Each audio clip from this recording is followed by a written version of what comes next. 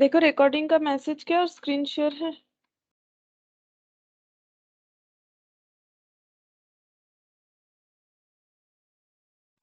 Yes ma'am.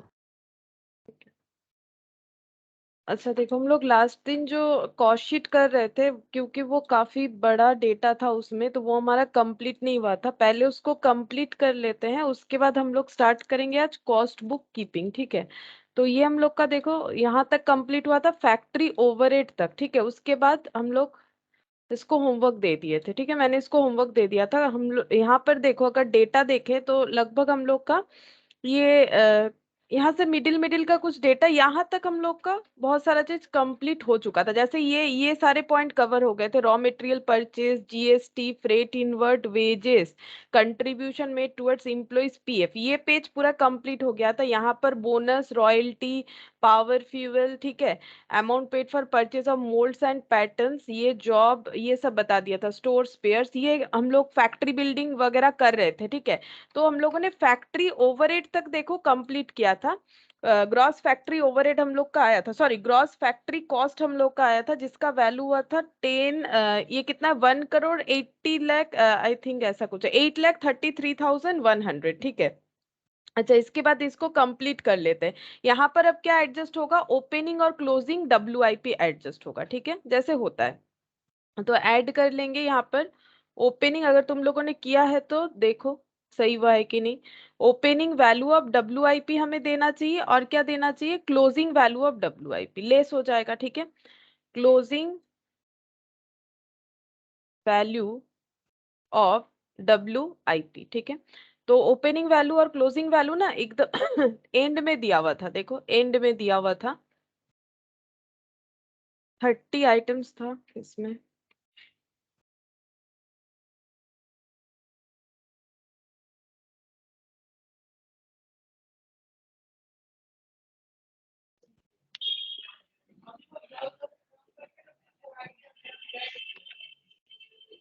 Good morning शुभ।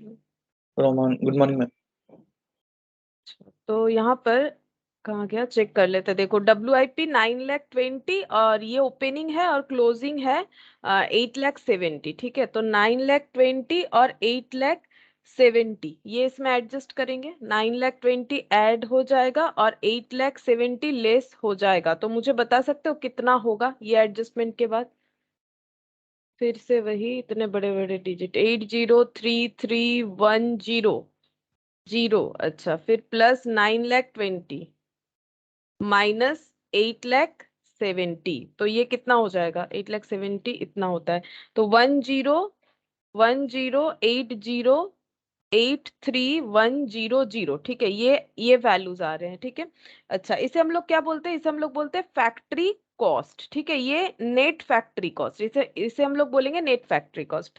तो यहाँ तक हो गया। अब देखो हम लोगों ने जो लास्ट दिन डिस्कस किया था, क्योंकि यहाँ पर कुछ स्पेशल पॉइंट्स था, जैसे कि क्वालिटी कंट्रोल का खर्चा था, ठीक है, रिसर्च डेवलपमेंट था, तो वो कहाँ आता है, वो सारा खर्चा इसके बाद आ जाता है। इस पे हम लोगों ने जो है मतलब पहले पूरा क्वेश्चंस को हम लोगों ने रीड करके एक एक पॉइंट डिस्कस कर लिया था कि कहाँ पर कौन सा वाला पॉइंट जाना चाहिए। ठीक है, इसके बाद का हेडिंग होगा, इसके बाद हेडिंग का नाम दे दो कि क्वालिटी कंट्रोल कॉस्ट बोल के, फैक्ट्री कॉस्ट के नीचे नाम देना पड़ेगा।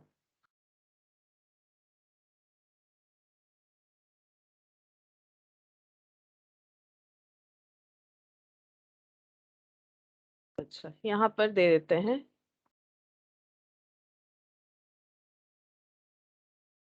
ठीक है, देखो यहाँ पर लिखेंगे क्वालिटी, ऐसा शायद तुम लोगों ने पहले नहीं किया है। ठीक है, यहाँ पर ये सारा पॉइंट है, इसीलिए हम बता रहे हैं क्वालिटी कंट्रोल कॉस्ट। ठीक है, अगर कभी क्वेश्चन में आ जाए तो कहाँ देना है ध्यान से देखो। तो क्वालिटी कंट्रोल का क्या क्या खर्चा हुआ था यहाँ पर देख सकते हो। एक तो हुआ था एक्सपेंसेस हुआ था क्वालिटी कंट्रोल के लिए, तो यहाँ पर नहीं, शायद इसके पहले वाला पेज में मुझे जाना चाहिए, हाँ ये वाला। ये देखो यहाँ पर था रिपेयर्स मेंटेनेंस, कहाँ गया, एक्सपेंसेस पेड फॉर, ये रहा कंट्रोल चेक एक्टिविटीज, दिख रहा है 19,600, ये वाला पॉइंट देखो, expenses paid for quality control check activities, ठीक है, ये वाला। और उसके जस्ट नीचे ही है क्वालिटी कंट्रोल में जो स्टाफ इंक्लूडेड थे उनको क्या दिया, तो ये दो पेमेंट आ जाएगा, ठीक है। उसके नीचे रिसर्च डेवलपमेंट आ जाएगा, मतलब फर्स्ट सेकंड थर्ड लगातार ये 3 पॉइंट हम लोग लिख सकते हैं, ठीक है। और एक खर्चा भी था, अच्छा यही था, ठीक है, इसके बाद तो और कुछ नहीं दिख रहा है मुझे। और उसके बाद एडमिनिस्ट्रेशन आ जाएगा। पहले ये तीनों खर्चा हम लोग लिख लेते हैं लाइन बाय लाइन। सबसे पहले लिख लेते हैं expenses paid for quality control and check.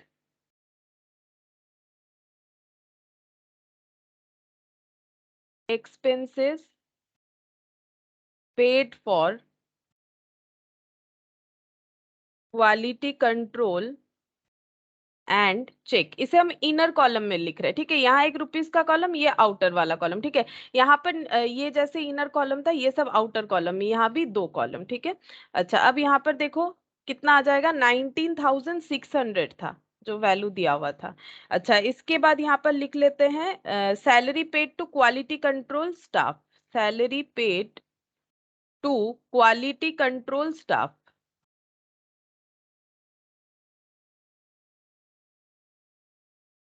अच्छा, ये कितना था, क्वालिटी कंट्रोल स्टाफ को हम लोगों ने जो दिया है वो है 96,200, ठीक है।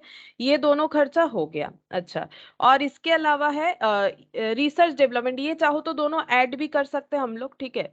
ये एक टाइप ऑफ हो गया, यहाँ पर हो गया 115800। फिर यहाँ पर ले लेते हैं रिसर्च एंड डेवलपमेंट, मैंने ये शॉर्टकट में लिख दिया R/D, research and development cost paid for improvement in production process, ये था प्रोडक्शन प्रोसेस। और ये यहाँ पर आएगा, ये भी मैंने बताया था, ठीक है। तो ये वाला हो गया 18,200, 18,200 ये आ गया, ठीक है। अच्छा, अब हमें ये यहाँ पर क्या देना चाहिए, अब हमें यहाँ पर वो सारे एडमिनिस्ट्रेशन कॉस्ट को देना चाहिए जो कॉस्ट हम लोगों का रिलेटेड विथ प्रोडक्शन है, administration cost related with production है, वो हमें देना चाहिए, ठीक है। जैसे कि ये देखो, expenses paid for administration of factory cost, ठीक है, एक्सपेंसेस ये वाला आ जाएगा, expenses paid for administration of factory work 1,18,600, ठीक है, ये वाला आ गया। अच्छा, और क्या था, एक था सैलरी पेड था हम लोग का कंट्रोल मैनेजर को, देखते हैं कहाँ पर था, 9,60,000। ये देखो salary paid for functional manager production control के लिए, तो यहाँ पर आएगा प्रोडक्शन कंट्रोल का सारा खर्चा यहाँ पर आ जाएगा। तो यहाँ पर लिखेंगे salary paid to production control manager 9,60,000, ठीक है। अच्छा, अब ये सब अच्छा, और एक आएगा प्राइमरी पैकिंग कॉस्ट भी था, देख सकते हो, एक प्राइमरी पैकिंग कॉस्ट भी था, वो भी हम लोगों ने बोला था यहाँ पर होगा। Primary packing necessary to maintain quality, quality से रिलेटेड हर एक खर्चा यहाँ पर हम लोग लिख देंगे, तो यहाँ पर ऐड कर लेते हैं प्राइमरी पैकिंग कॉस्ट 96,000, ठीक है। और एक स्क्रैप था नीचे एकदम एंड में, देख सकते हो स्क्रैप बताया गया था, ये जनरेट हुआ था मैन्युफैक्चरिंग के टाइम पे। तो फिर अगर हम लोग फैक्ट्री का खर्चे के बाद ये सारा खर्चा ऐड कर रहे हैं तो यहाँ से ही लेस कर देंगे, ठीक है। यहाँ पर लेस कर देते हैं realisable value on sale of ma'am scrap. Ma'am ये फैक्ट्री कॉस्ट ओवरहेड में आता है ना, कौन सा, ये वाला रियलाइजेबल स्क्रैप वैल्यू? वैल्यू। हाँ, ये ये कब का था देखो, यहाँ पर था selling of scrap and waste generated during manufacturing process. हाँ, मैन्युफैक्चरिंग प्रोसेस के लिए ही बोला है, ठीक है। देखो यहाँ पर मैंने कहा दिया है, देखो ये मैंने प्रॉपर एडमिनिस्ट्रेशन में तो नहीं दिया, ये फैक्ट्री ओवरहेड में ही चल रहा है ना। ये तो फैक्ट्री ओवरहेड के बाद का ही है, और ये सब खर्चा देखो फैक्ट्री में ही हो रहा है ना, मतलब इसका अलग हेड कर दिए हैं क्वालिटी कंट्रोल के लिए, ठीक है। तो यहाँ पर मैंने दे दिया, अगर चाहो तो यहाँ भी लेस कर सकते हो, कोई प्रॉब्लम नहीं है, ठीक है। लेकिन मैंने तो एडमिनिस्ट्रेशन में दिया नहीं है, फैक्ट्री से रिलेटेड काम, मतलब फैक्ट्री और एडमिनिस्ट्रेशन के बीच वाला ही दे रहा है, मतलब हम ऐसा एजम्पशन लगा लगा रहे हैं कि फैक्ट्री में जो भी स्क्रैप बना, मतलब फैक्ट्री कॉस्ट का मतलब फैक्ट्री वाला काम पूरा हो गया, जो भी स्क्रैप बना अब हम लोग उसे बेच देंगे, तो यहाँ पर भी लेस करोगे तो भी ठीक है, अगर यहाँ लेस करते हो तो भी ठीक है। हमें एडमिनिस्ट्रेशन में नहीं देना है एटलीस्ट, ना तो सेलिंग डिस्ट्रीब्यूशन में देना है, हमें फैक्ट्री में देना है, तो यहाँ भी दे सकते हैं और क्वालिटी का सारा चीज लिखने के बाद भी दे सकते हैं। ठीक है, मतलब क्वालिटी हिसाब से फैक्ट्री ओवरहेड ही है। हाँ मतलब फैक्ट्री ओवरहेड नहीं है, इसका अलग हेड होगा, लेकिन जो मैंने लास्ट दिन बोला था कि ये फैक्ट्री का भी टास्क नहीं है और ये एडमिनिस्ट्रेशन का भी टास्क नहीं है, ये दोनों के मिडिल का काम है।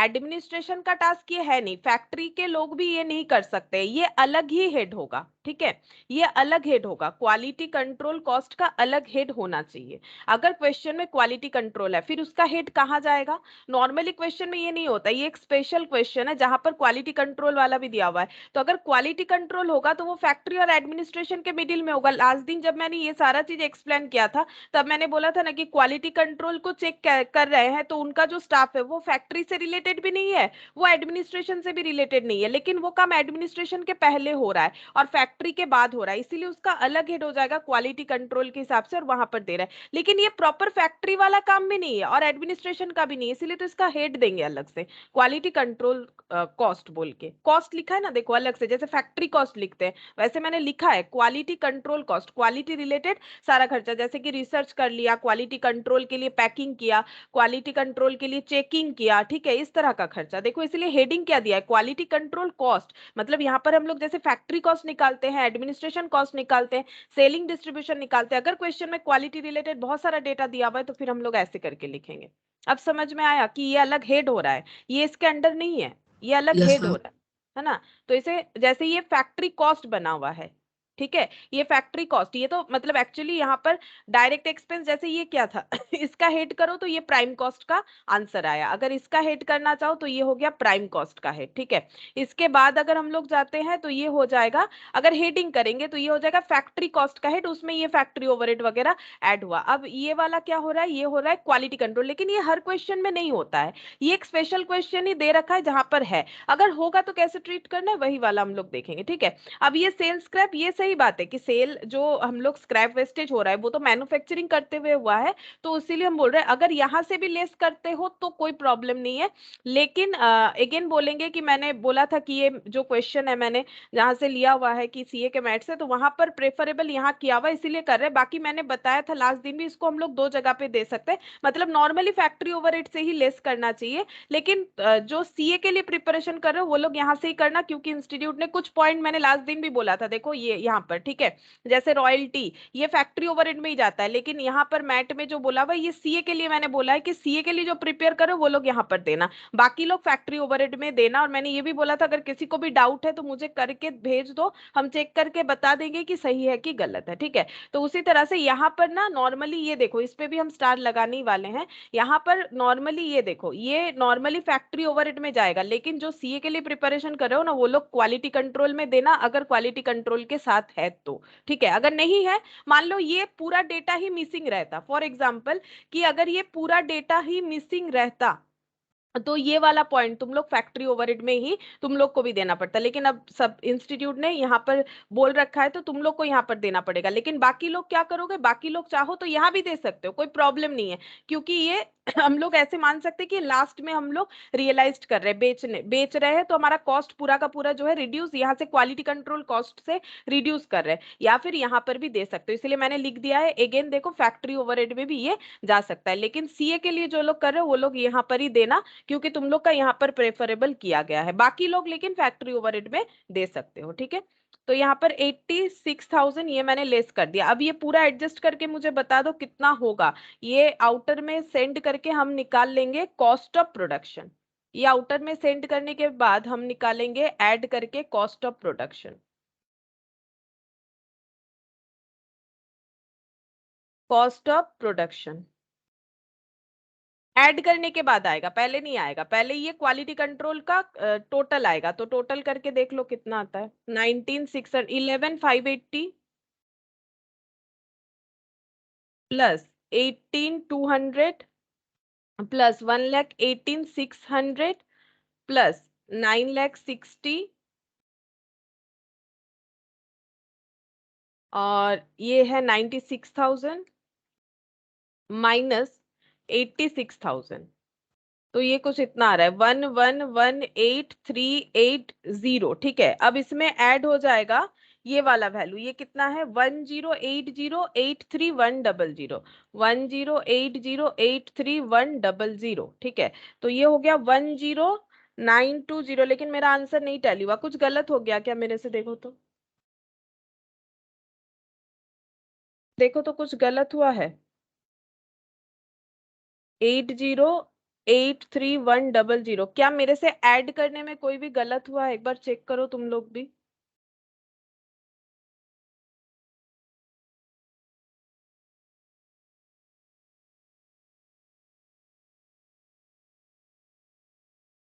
प्लस 1,18,600 प्लस 9,60,000 प्लस, शायद मैंने कुछ जीरो वीरो कम लिखा होगा, देख लेते हैं, 86,000, 1093 मैम 10, 1222600 ये वाला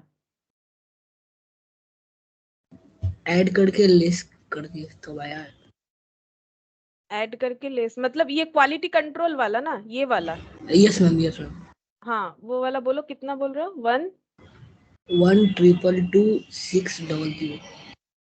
1222600। अच्छा, ऐड करने से ये आ रहा है क्या? मेरा, मैंने पूरा ऐड किया तो मेरा ये आ गया 10। अब देखते हैं मेरा आंसर के साथ मैचअप हुआ कि नहीं। 109305, हाँ मतलब मैंने क्या किया नहीं, इसको पूरा टोटल वोटल करके देख लिया तो इतना आ रहा है, तो माइनस करके देख ले। 10, सॉरी 1222600, 1080,830। हाँ ठीक हुआ है, तुम्हारा टोटल ठीक हुआ है, क्योंकि वो वाला बैलेंस करके आ रहा है। ठीक है, तो मेरा शायद कुछ गलत हुआ था, बाकी मैंने एक बार पूरा टोटल करके देखा, यही आएगा कॉस्ट ऑफ प्रोडक्शन। ठीक है, अब इसमें क्या ऐड होगा? यहाँ पर ऐड हो जाएगा opening stock of finished goods. ठीक है, opening stock of finished goods, closing stock of finished goods. ये क्यों जा रहा है? क्योंकि यहाँ पर हम लोग एडमिनिस्ट्रेशन ओवरहेड को दो पार्ट में डिवाइड कर रहे हैं ना, ये सब होने के बाद जनरल वाले में देंगे। तो यहाँ पर हो गया ओपनिंग और क्लोजिंग फिनिश गुड्स, जो कि हमें यहाँ पर एकदम एंड में मिल जाएगा 11 लाख, और ये 18 लाख। 11 लाख ऐड हो जाएगा, 18 लाख जो है वो लेस हो जाएगा, तो 11 लाख और 18 लाख। अच्छा, ये कितना आ जाएगा? 11 लाख 18 लाख माइनस, मतलब कितना हो जाएगा? 7 लाख माइनस 7 लाख, इससे माइनस करना पड़ेगा। 109305700। ठीक है, इससे माइनस कर देते हैं 7 लाख, तो ये कितना हो जाएगा? 10,86,05700। इसको हम लोग क्या बोलेंगे? Cost of goods sold. ठीक है, ये ऐड करने से होता है। अगर इसको अलग से ऐड करना चाहते हो करके लिख सकते हो कि गुड्स अवेलेबल फॉर सेल, फिर ये हो जाएगा कॉस्ट ऑफ गुड्स सोल्ड। अब हम लोग यहाँ पर क्या ऐड करेंगे? एडमिनिस्ट्रेशन ओवरहेड्स, यहाँ पर हेडिंग कर दिया एडमिनिस्ट्रेशन ओवरहेड। एडमिनिस्ट्रेशन से रिलेटेड हर एक खर्चा यहाँ पर अब हम लोग लिख सकते हैं। क्या क्या आ जाएगा? मतलब ये हो जाएगा administration overhead not related with production, है ना, ये नॉट रिलेटेड विथ प्रोडक्शन आएगा। क्या क्या डेटा आएगा ये तो नहीं होगा, ये हम लोगों ने कर लिया है। चलो ये कंप्लीट हो गया है। अच्छा, इसके बाद क्या आ जाएगा? सबसे पहले मुझे लग रहा है ये वाला डेप्रिसिएशन फॉर ऑफिस बिल्डिंग 56,000। ठीक है, depreciation for office building, office building 56,000। अच्छा, और क्या आ जाएगा यहाँ पर? नेक्स्ट है प्लांट मशीनरी डिलीवरी वाला, तो सेलिंग डिस्ट्रीब्यूशन में आएगा। सैलरी पेड टू सुपरवाइजर, ये भी factory. Repair maintenance paid for sales office building plant machinery vehicle used by director, कौन सा वाला आएगा? डायरेक्टर वाला,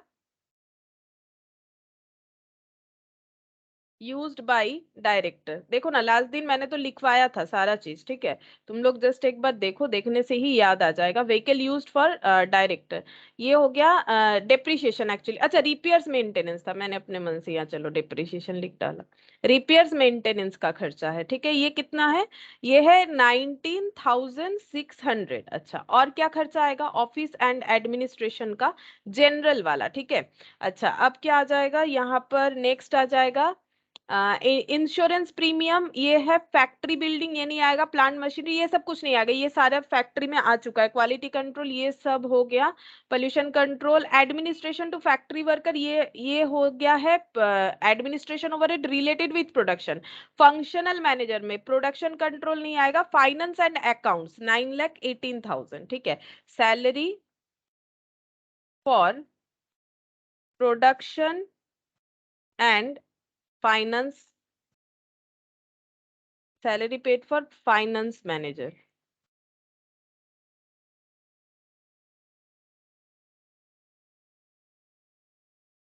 manager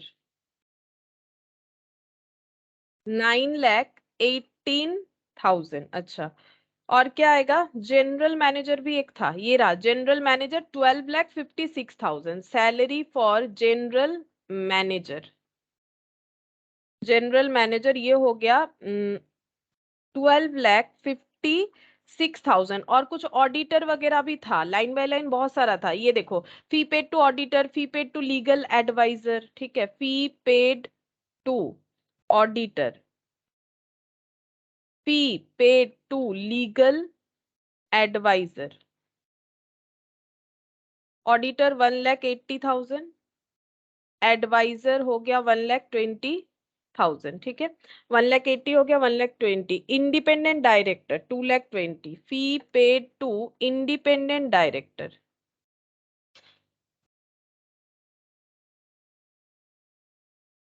2,20,000, और कुछ नहीं था। अब ऐड कर लो, देखो तुम लोग अगर नोट डाउन किए हो तो मिल जाएगा, क्योंकि इतना बड़ा क्वेश्चन है ना, नोट डाउन किए बिना कर पाना मुश्किल है। 56,000 प्लस 19,600, अच्छा, प्लस हो जाएगा 9,18,000 प्लस 12,56,000 प्लस 1,80,000 और 1,20,000, 2,00,000, 3,00,000, 3,00,000, 5,20,000 ऐड कर लेते, 5,20,000, तो ये हो जाता है 27,00,000, यहाँ पर लिख लेते हैं 27,69,600। अब इसमें ऐड कर देंगे ये वाला टोटल, मतलब 10,86,05, 86,05,700, ठीक है, तो ये हो गया कितना आ रहा है, 11,13,75,300, 11,13,75,300, एक बार जस्ट चेक कर लो, ठीक है, ठीक हुआ है कि नहीं। अच्छा, इसके बाद हम लोग सेलिंग ओवरहेड लिखेंगे, फिर डिस्ट्रीब्यूशन अलग अलग लिख लेते हैं, ठीक है, यहाँ पर लिखेंगे सेलिंग ओवरहेड, एक साथ भी चाहो तो लिख सकते हो, सेलिंग ओवरहेड फिर डिस्ट्रीब्यूशन लिख लेंगे। तो सेलिंग ओवरहेड में क्या क्या है देख लेते हैं, सेलिंग वाले में,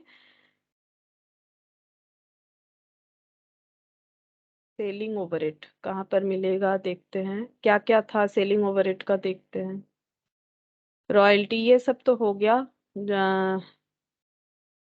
office bill, delivery vehicle delivery वाले में लिख देंगे, सेल्स ऑफिस बिल्डिंग एक था, ये देखो, repairs maintenance for sales office building 18,000, repairs maintenance for sales office building 18,000, ठीक है। अच्छा, मार्केटिंग मैनेजर को भी एक सैलरी दिया हुआ था यहाँ पर, देखते हैं कहाँ गया, ये रहा, sales and marketing, salary to sales and marketing manager, salary to sales and marketing manager,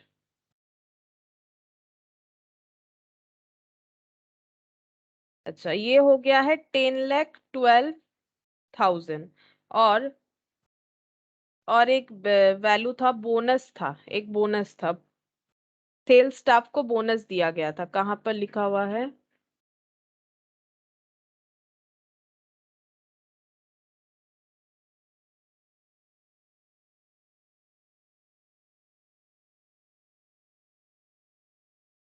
ये रहा, performance bonus to sales staff, performance bonus to sales staff 1,80,000, ठीक है। और ये सारी चीजों का टोटल करने से आ जाएगा 12,10,000। तुम लोग चेक करके देख सकते हो, ठीक है। फिर हम लिख देते हैं, बस खत्म हो गया, ठीक है। अब हम लोग लिख देते हैं डिस्ट्रीब्यूशन ओवरहेड। डिस्ट्रीब्यूशन में एक था डिलीवरी व्हीकल का डेप्रिसिएशन था, डेप्रिसिएशन टू डिलीवरी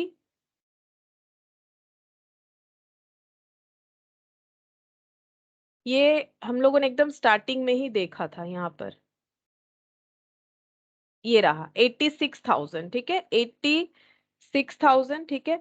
अच्छा, इसके बाद था एक सेकेंडरी पैकेजिंग था जिसको हम लोग डिलीवरी में काउंट करते हैं, पैकेजिंग में ही लिखा हुआ था, एक सेकेंडरी पैकेजिंग भी था। सेकेंडरी पैकेजिंग कहाँ चला गया, ये रहा, for redistribution of finish goods, ठीक है, रीडिस्ट्रीब्यूशन ऑफ फिनिश्ड गुड्स, ठीक है।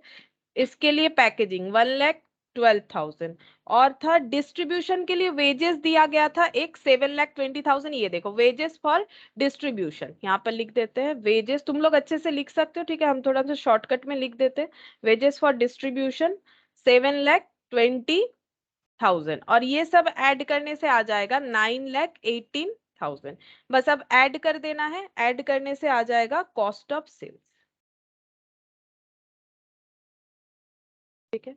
अच्छा, चेक कर लेते कितना हो जाएगा, 11 ये आया हुआ है प्लस 12,10, 12,10 और 3 जीरो और 9,18।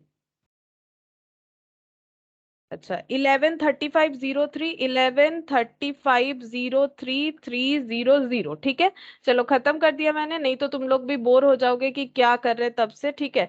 तो देखो ये क्वेश्चन हम फिर से बता रहे, ये क्वेश्चन कभी भी पूरा नहीं आ सकता है, किसी के लिए भी नहीं आ सकता है, क्योंकि उसका सबसे पहला रीजन है कि ये इतना बड़ा क्वेश्चन, ये 10 मार्क्स का हो नहीं सकता है कि किसी के लिए आए। लेकिन इसमें इतने सारे आइटम है जिससे तुम लोग का एक नॉलेज हो जाएगा कहाँ जाना चाहिए, जिसमें से ये जो स्टार दिए हुए पॉइंट है, ये स्टार इसीलिए दिया हुआ है कि ये क्वेश्चन, क्योंकि मैंने सीए के मैथ से लिया था और वहां पर इसका अप्रोच कुछ अलग दिया हुआ था, इसलिए मैंने बोला। बाकी तुम लोग के लिए जनरल वाला ही होगा, जो लोग सीए के लिए प्रिपरेशन करें उन लोग के लिए यहाँ पर देना मैंडेटरी है इंस्टीट्यूट के हिसाब से, लेकिन लॉजिकली कहाँ जाएगा वो मैंने बता दिया है।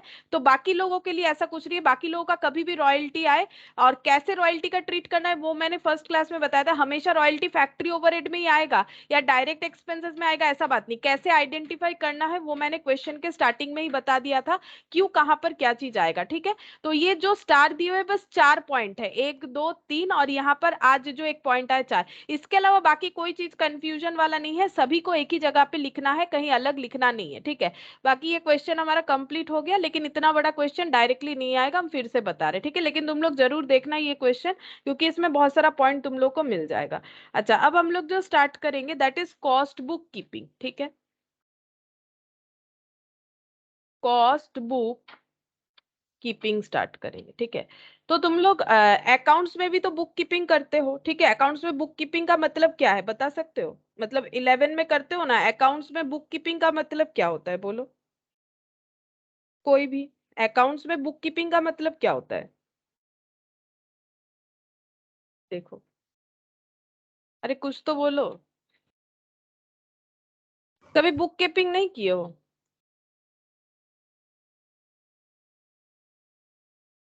मैम हिसाब किताब करना। तो बुक कीपिंग क्या होता है, बुक कीपिंग और अकाउंटिंग में फर्क क्या था बोल सकते हो, बुक कीपिंग और अकाउंटिंग में फर्क। अकाउंट्स में 11 में ये सब होता है ना, बुक कीपिंग और अकाउंटिंग इसमें फर्क। बुक कीपिंग में क्या होता है, डेबिट क्रेडिट फॉलो होता है, या फिर अकाउंटिंग प्रोसेस में डेबिट क्रेडिट फॉलो होता है बोलो। मैम अकाउंटिंग प्रोसेस में डेबिट क्रेडिट और बुक हाँ कीपिंग तो में नॉर्मल टाइप से डाल देते हैं।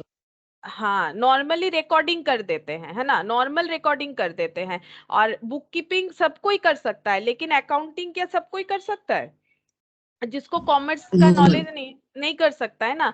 तो ये चीज तो नॉर्मल हो गया यहाँ पर, लेकिन हम लोग बुक कीपिंग ही पढ़ेंगे, लेकिन किसका बुक कीपिंग पढ़ेंगे, अगेन कॉस्ट का बुक कीपिंग पढ़ेंगे, ठीक है। अब देखो, जब भी अकाउंटिंग का बात आता है, ठीक है, अकाउंटिंग, अकाउंटिंग को एक्चुअली क्या बोला जाता है, अकाउंटिंग का मतलब होता है रिकॉर्डिंग, ठीक है। अकाउंटिंग का मतलब क्या होता है, रिकॉर्डिंग होता है, ठीक है।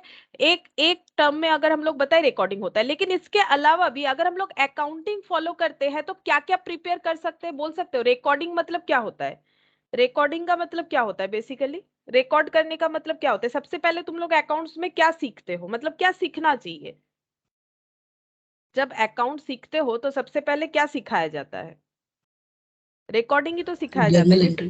जर्नल एंट्री, वही तो रिकॉर्डिंग होता है। तो रिकॉर्डिंग का मतलब क्या हो गया, जर्नल एंट्री। उसके बाद क्या सीखते हो, वही तो होता है ना cycle of accounting, ledger. Journal, ledger, ठीक है। लेजर के बाद क्या सीखा जाता है, लेजर के बाद हो जाता है trial balance. Trial balance. Trial balance के बाद क्या सीखते हैं, ट्रेडिंग पीएल बैलेंस शीट।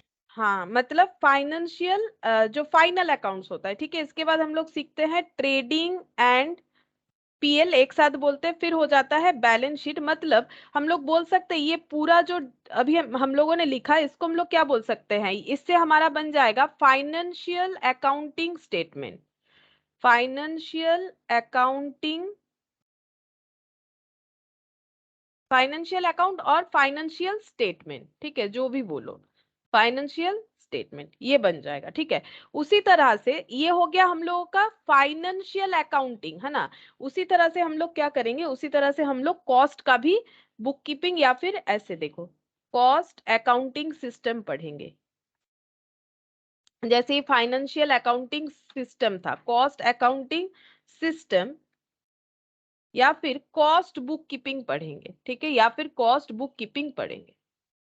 देखो एक्चुअली होता ही है, ये वाला भी बुक कीपिंग है, लेकिन ये एक टेक्निक होता है, ठीक है। मतलब ये एक प्रोसेस, एक रूल्स को फॉलो करता है, something debit to something credit, जितना डेबिट होगा उतना क्रेडिट होगा, ठीक है। लेकिन वैसे देखो बुक कीपिंग तो कोई भी कर सकता है ना, जिसको अकाउंट्स का नॉलेज नहीं है वो भी कर सकता है, लेकिन वो भी थोड़ा थोड़ा अकाउंट्स वाला चीज ही हुआ, लेकिन अकाउंट्स में एक प्रोसेस, ठीक है, एक प्रोसेस के साथ किया जा रहा है कि हाँ ऐसे ऐसे एक रूल्स है, रूल्स को फॉलो किया जा रहा है, ठीक है, एक सिस्टमेटिक अप्रोच से किया जा रहा है। तो वो अलग चीज हो गया, मतलब उसके लिए हमें स्किल्ड होना चाहिए, ठीक है। अगर स्किल्ड नहीं होंगे तो हम लोग बुक कीपिंग कर लेंगे, लेकिन अगर स्किल्ड होंगे तो हम लोग अकाउंटिंग कर लेंगे। उसी तरह से हम लोग यहाँ पर पढ़ेंगे कॉस्ट अकाउंटिंग सिस्टम या कॉस्ट बुक कीपिंग, ठीक है, ये पढ़ेंगे, ठीक है। अच्छा अब बोलो कि कॉस्ट बुक कीपिंग का नॉर्मली जरूरत क्यों होता है, ठीक है, कॉस्ट बुक कीपिंग का जरूरत क्यों होता है, क्योंकि पता चल रहा है अकाउंटिंग का मतलब रिकॉर्डिंग, जैसे कि मैंने अभी थोड़ी देर पहले बोला, और यहाँ पर किस चीज का रिकॉर्डिंग होगा, कॉस्ट का रिकॉर्डिंग होगा, ठीक है। तो कॉस्ट अकाउंटिंग जहां पर होता है उसको हम लोग बोलते हैं कॉस्ट बुक, कॉस्ट बुक में कॉस्ट अकाउंटिंग का रिकॉर्ड होगा, ठीक है। और फाइनेंशियल मतलब ये सब रिकॉर्डिंग जहां हो रहा है ना, उस बुक को क्या बोला जाता है, उस बुक को बोला जाता है फाइनेंस बुक, ठीक है। ये जो तुम लोग 11 में जो सीखते हो वो कॉस्टिंग नहीं सीखते हो, ठीक है, तुम लोग फाइनेंशियल रिकॉर्डिंग सीखते हो, उसमें जो बुक को फॉलो किया जाता है उस बुक को हम लोग बोलेंगे फाइनेंस बुक, और जहां पर कॉस्ट का रिकॉर्डिंग होता है उसको हम लोग बोलेंगे कॉस्ट बुक, ठीक है। अब कोई ऑर्गेनाइजेशन क्या कर सकता है, कोई ऑर्गेनाइजेशन दोनों बुक भी फॉलो कर सकता है, कोई एक भी फॉलो कर सकता है, ठीक है। कोई ऑर्गेनाइजेशन चाहे तो दोनों फॉलो कर सकता है, लेकिन सिर्फ एक भी फॉलो कर सकता है। मुझे बोल सकते हो अगर कोई दोनों फॉलो कर रहा है तो ठीक है, बताएंगे क्यों फॉलो कर रहा है, लेकिन अगर कोई एक फॉलो कर रहा है तो वो कौन सा करेगा, कॉस्ट बुक करेगा कि फाइनेंस बुक करेगा, ये बताओ। अगर कोई एक फॉलो करेगा तो उसे कौन सा मैंडेटरी होगा, कॉस्ट बुक फॉलो करना या फाइनेंस बुक फॉलो करना, ये बताओ। तुम लोग जब फाइनेंस बुक। फाइनेंस बुक, तुम लोग कभी कभी ट्रेडिंग में देखते हो, ट्रेडिंग में तुम लोग फ्यूल या फिर ये सब कॉस्ट लिख देते हो, कभी ध्यान दियो। अगर हमें क्वेश्चन में मैन्युफैक्चरिंग यस अकाउंट मैम, का कोई ट्रेडिंग अकाउंट। ट्रेडिंग में लिख देते हो, ठीक है, लेकिन क्या वो ट्रेडिंग का पार्ट है, वो तो फैक्ट्री का पार्ट है, वो कहाँ जाना चाहिए, वो मैन्युफैक्चरिंग अकाउंट में जाना चाहिए। लेकिन हम लोग चाहे तो वहां पर भी दिखा सकते हैं, ये ऑप्शन हम लोगों के पास होता है, ठीक है। तो इसका मतलब हम लोग क्या कर रहे हैं, अपना कॉस्ट का रिकॉर्ड भी हम लोग वहां पर कर दे रहे हैं। मतलब हम लोग चाहे तो एक बुक में भी दोनों चीजों को दिखा सकते हैं, अगर हम लोग चाहे तो सेपरेट भी दिखा सकते हैं। अब क्यों सेपरेट दिखाएंगे, क्यों एक ही जगह पे दिखाएंगे, बात ये आ रहा है, हमारे पास दोनों ऑप्शन अवेलेबल होता है। तुम लोगों ने प्रैक्टिकली भी चीजों को देखा होगा, तुम लोगों ने पावर फ्यूल सोच के देखो, पावर फ्यूल कभी ट्रेडिंग में नहीं होना चाहिए, लेकिन अगर स्कोप नहीं है मैन्युफैक्चरिंग का तो ट्रेडिंग में ही लिख रहे हैं। मतलब यहाँ पर वो लोग दो बुक मेंटेन करना मैंडेटरी नहीं मान रहे, क्यों नहीं मान रहे, अगर कोई ऑर्गेनाइजेशन छोटा है, भले ही वो मैन्युफैक्चरर है लेकिन बहुत ही स्मॉल टाइप ऑफ मैन्युफैक्चरर है, तो क्या उसके लिए वो कॉस्ट बुक अलग से करेगा, तो उसको अलग डिपार्टमेंट बनाना पड़ेगा, अलग लोगों को एज ए अकाउंटेंट अपॉइंट करना पड़ेगा, तो उसका खर्चा बढ़ जाएगा। फिर से जैसे ब्रांच के जैसे ना, फिर से उसका खर्चा बढ़ जाएगा। अलग डिपार्टमेंट कोई इंसान तभी बना सकता है अगर उसके पास उतना अवेलेबिलिटी है, ठीक है। अगर उसके पास उतना सारा अवेलेबिलिटी नहीं है, अगर उसका टास्क उतना बड़ा नहीं है, तो क्या वो अलग अलग लोगों के लिए मतलब अलग अलग जो है डिपार्टमेंट ओपन कर लेगा? अब मान लो घर पे जो है माँ लोग होती है, खाना वाना बना लेती है, ठीक है। अब मान लो कि या फिर जो भी, ऐसा नहीं कि खाना बनाना कोई खराब काम नहीं है, हम खुद भी बनाते हैं, ठीक है। तो वो बात नहीं है, हम ये बोल रहे हैं कि जैसे मान लो मेरा ही मान लो, क्या हम हर एक चीज के लिए अलग अलग लोगों को रख ले? मेरे पास उतना अवेलेबिलिटी नहीं है, ठीक है, फिलहाल। अगर कोई चाहे तो रख सकता है, लेकिन रखना कब मैंडेटरी होता है? जब तुम्हारे पास उतना टाइम नहीं है। बैठ बैठ के फालतू टाइम बिता के क्या तुम हर एक चीज के लिए अलग अलग डिपार्टमेंट बनाओगे? ये पॉसिबिलिटीज नहीं है। तो ऑर्गेनाइजेशन के लिए तो और भी टफ है। अगर मेरे पास उतना पैसा ही नहीं है, मेरा काम उतना बड़ा नहीं है, तो हम क्यों अलग डिपार्टमेंट बनाए? जब मेरा काम बढ़ेगा, ऑब्वियसली हम अलग अलग डिपार्टमेंट बनाएंगे, नहीं तो मैनेज ही नहीं कर पाएंगे, मैनेज ही नहीं कर पाएंगे। तो उसी तरह से कॉस्ट बुक और फाइनेंस बुक अलग मेंटेन तब करना पड़ेगा अगर कोई ऑर्गेनाइजेशन, पहला बात तो है कि वो मैन्युफैक्चरर है, तभी वो कॉस्ट बुक बनाएगा। तो वो अगर मैन्युफैक्चरर है ही नहीं, तो उसका तो कॉस्ट बुक का कोई सवाल ही नहीं है। वो सिंपल ट्रेडर है कि होलसेल मार्केट से सस्ते में सामान लेके आता है, रिटेल मार्केट में बेच देता है, तो उसका तो कॉस्ट बुक कभी नहीं बनेगा, चाहे वो बड़ा बिजनेसमैन हो, चाहे वो छोटा बिजनेसमैन हो, ठीक है। लेकिन अगर वो मैन्युफैक्चरर है, अगर वो स्मॉल मैन्युफैक्चरर है, ठीक है, अगर वो स्मॉल मैन्युफैक्चरर है, तो वो बेचारा कॉस्ट बुक बना के क्या करे? ठीक है, तो उसे इसका जरूरत नहीं होगा। लेकिन अगर वो बिग मैन्युफैक्चरर है, तो उसे एक कॉस्ट बुक का जरूरत होगा। क्यों? नहीं तो वो सारी चीजों को मेंटेन नहीं कर पाएगा। अब big manufacturer in the sense क्या होगा? जहां पर मान लो नंबर ऑफ प्रोडक्ट बहुत सारा बनता है, ठीक है, तो वो बिग मैन्युफैक्चरर हुआ, बहुत क्वांटिटी में प्रोडक्शन होता है। या फिर नंबर ऑफ रॉ मटेरियल्स या फिर वेराइटीज ऑफ रॉ मटेरियल्स, इसको लिखो इस तरह से, वेराइटीज मतलब समझने के लिए बोल रहे हैं, ठीक है। वेराइटीज ऑफ रॉ मटेरियल्स, मान लो वेराइटीज ऑफ रॉ मटेरियल्स अगर किसी का बहुत ज्यादा है, तो फिर उसे हर एक चीज का अलग अलग डिटेल्स में कॉस्ट करना पड़ेगा। 4-5 type of raw materials use होता है, हर एक रॉ मटेरियल का क्या करना पड़ेगा? कॉस्ट जो है प्रॉपर तरीके से करना पड़ेगा, क्योंकि कॉस्ट शीट में ये डिटेल्स लिखते हैं। अभी अभी कॉस्ट शीट करके ही आ रहे हैं हम लोग। तो कॉस्ट शीट में हम लोग क्या लिखते हैं कि रॉ मटेरियल कंज्यूम्ड कितना है, ठीक है। तो रॉ मटेरियल कंज्यूम्ड, तो मान लो कि हम लोग अलग अलग प्रोडक्ट बनाते हैं, तो अलग अलग प्रोडक्ट के लिए अलग अलग कॉस्ट शीट होगा, ठीक है। तो क्या फाइनेंस बुक के लिए इतना सारा चीज कर पाना पॉसिबल है? पॉसिबल है, लेकिन वो मैनेजमेंट खराब हो जाएगा। अगर मान लो मेरा काम बहुत ज्यादा बढ़ जाता है और हम अकेले बोलेंगे हम सारा चीज करेंगे, तो ये मेरे लिए कभी पॉसिबल नहीं होगा, ठीक है। मुझे मेंटेन करने के लिए डिपार्टमेंट बनाना ही पड़ेगा, नहीं तो मेरा काम जो है वो खराब हो जाएगा, एफिशिएंटली हम नहीं कर पाएंगे, मेरा जो आउटपुट है वो खराब होगा, ठीक है। तो varieties of raw material use कर रहे हैं, तो फिर उसके लिए सेपरेट कॉस्टिंग होना चाहिए। तो फाइनेंस बुक के थ्रू से ये सारा चीज पॉसिबल नहीं है। या फिर मान लेते हैं कि जहां पर नंबर ऑफ प्रोसेसेस बहुत ज्यादा है, प्रोडक्शन करने के लिए बहुत सारे प्रोसेस से गुजरना पड़ता है, ठीक है। हम लोग अलग अलग प्रोसेस जो है वो अलग अलग डिपार्टमेंट करता है, हर डिपार्टमेंट अपना कॉस्टिंग रख रहा है, मतलब बिगर फॉर्म में मैन्युफैक्चर हो रहा है। In that case cost book maintain करना ही चाहिए, नहीं मेंटेन करके वो लोग कभी अपना काम एफिशिएंटली अच्छे तरीके से नहीं कर सकता है, ठीक है। तो पहले तो ये समझो कि कॉस्ट बुक क्यों मेंटेन करना चाहिए, कौन कर सकता है, क्या नहीं करने से चलेगा? चलेगा, अगर स्मॉल मैन्युफैक्चरर है तो मत करो, फाइनेंस बुक में ही उसको दिखा दो, ठीक है। लेकिन एक बात भी है कि कॉस्ट बुक अपना जो भी रिकॉर्ड करेगा, वो एट लास्ट वो फाइनेंस बुक को ट्रांसफर जरूर करेगा, ठीक है। फाइनेंस बुक को ट्रांसफर जरूर करेगा। क्यों? फाइनेंस बुक का काम क्या है? फाइनेंस बुक जो है वो बनने के बाद एट लास्ट उसका प्रेजेंटेशन कहाँ करना पड़ता है? आउटसाइडर्स को करना पड़ता है, लाइक शेयर होल्डर, अगर जो कंपनी है, या फिर इन्वेस्टर, ठीक है, या फिर मान लो जो है हमारा गवर्नमेंट वगैरह, उनको दिखाना पड़ता है टैक्स देने के लिए, ठीक है। रिटर्न फाइल वगैरह जो भी होता है, ठीक है, तो इनकम टैक्स वगैरह, रिटर्न फाइल वगैरह जो भी, मतलब एक ही बात हो गया। तो ये सारी चीजों के लिए जो है फाइनेंस बुक वाले को कॉस्ट बुक अपना डिटेल्स जो है वो ट्रांसफर करते हैं, फाइनेंस बुक उसमें उसको मर्ज कर लेता है, ठीक है। फाइनेंस बुक ट्रांसफर होने के बाद उससे क्या कर लेता है? मर्ज कर लेता है, ठीक है, मर्ज कर लेता है। तो कॉस्ट बुक बनाने का ये फायदा है, अगर आप बड़े मैन्युफैक्चरर हो तो अपना डिटेल्स, अपना जो काम है उसे एफिशिएंटली और नीट एंड क्लीन तरीके से मेंटेन करने के लिए कॉस्ट बुक मेंटेन करना पड़ेगा। फाइनेंस बुक के थ्रू से सिर्फ काम नहीं होगा, ठीक है। जैसे कॉस्ट बुक में हम लोग क्या रिकॉर्ड करते हैं, सॉरी फाइनेंस बुक में हम लोग क्या रिकॉर्ड करते हैं, हम लोग सिर्फ रिकॉर्ड करते हैं, कॉस्ट एलिमेंट को रिकॉर्ड जरूर करते हैं, ठीक है, कॉस्ट एलिमेंट को रिकॉर्ड कर लेंगे लेकिन डिटेल्स में नहीं कर सकते हैं, बट नॉट इन डिटेल्स, ठीक है, समझाते हैं, बट नॉट इन डिटेल्स। जैसे देखो ये लोग कितने का मटेरियल खरीदे वो रिकॉर्ड कर देते टू परचेज बोल के, ठीक है, लेकिन कॉस्ट बुक में वही मटेरियल का हमें डिटेल्स मिल जाएगा, कैसे, opening stock of raw material, उसके बाद परचेज, उसके बाद कैरेज या फ्रेट जो भी होगा, उसके बाद लेस कर देंगे, अगर कोई पैकेजिंग रॉ मटेरियल वगैरह है उसे लेस कर देंगे, ठीक है, फिर उसके बाद हम लोग क्लोजिंग रॉ मटेरियल वगैरह, मतलब रॉ मटेरियल कंज्यूम्ड क्या है वो पूरा दिखा देंगे। फाइनेंस बुक वाले क्या करते हैं, वो एक्चुअली बिल के हिसाब से अपना रिकॉर्डिंग कर लेते हैं, अच्छा रॉ मटेरियल इतने का खरीदा गया था वो लिख दिया, ठीक है, कितने का रॉ मटेरियल खरीदा गया था। लेकिन कॉस्ट बुक से क्या होगा, अगर आप मैन्युफैक्चरर हो, आपको आपके प्रोडक्ट का सेलिंग प्राइस आइडेंटिफाई करना है, तो फिर उसका कॉस्ट, मटेरियल का कॉस्टिंग कौन करेगा, फाइनेंस वाला तो बोल रहा है मैंने मटेरियल खरीदा 10,000 का, मैंने रिकॉर्ड कर दिया टू परचेस बोल के 10,000 का, लेकिन उस मटेरियल को जहां यूज कर रहे हैं मैन्युफैक्चर करने के लिए उसका कॉस्टिंग फाइनेंस वाला कैसे कर पाएगा, नहीं कर पा रहा है, तो कॉस्टिंग करने के लिए तो हमें कॉस्ट बुक का ही जरूरत होगा, यानी कॉस्ट शीट का जरूरत होगा, ठीक है। तो कॉस्ट शीट यहाँ पर इसका डिटेल्स कहाँ मिलेगा, हमें अभी अभी जो हम लोग कंप्लीट किए कॉस्ट शीट में मिलेगा डिटेल्स, ठीक है, जो फाइनेंस वाला कभी मेंटेन नहीं कर सकता है। अगर बहुत सारा प्रोडक्ट है, बहुत सारा रॉ मटेरियल है, बहुत सारा प्रोसेस है, तो हरगिज नहीं कर सकता, किसी तरीके से भी वो नहीं कर पाएगा, ठीक है। तो यहाँ पर हमें क्या मिलेगा, डिटेल्स नहीं मिलता है, बट यहाँ पर हमें पूरा का पूरा डिटेल्स मिल जाएगा, ठीक है।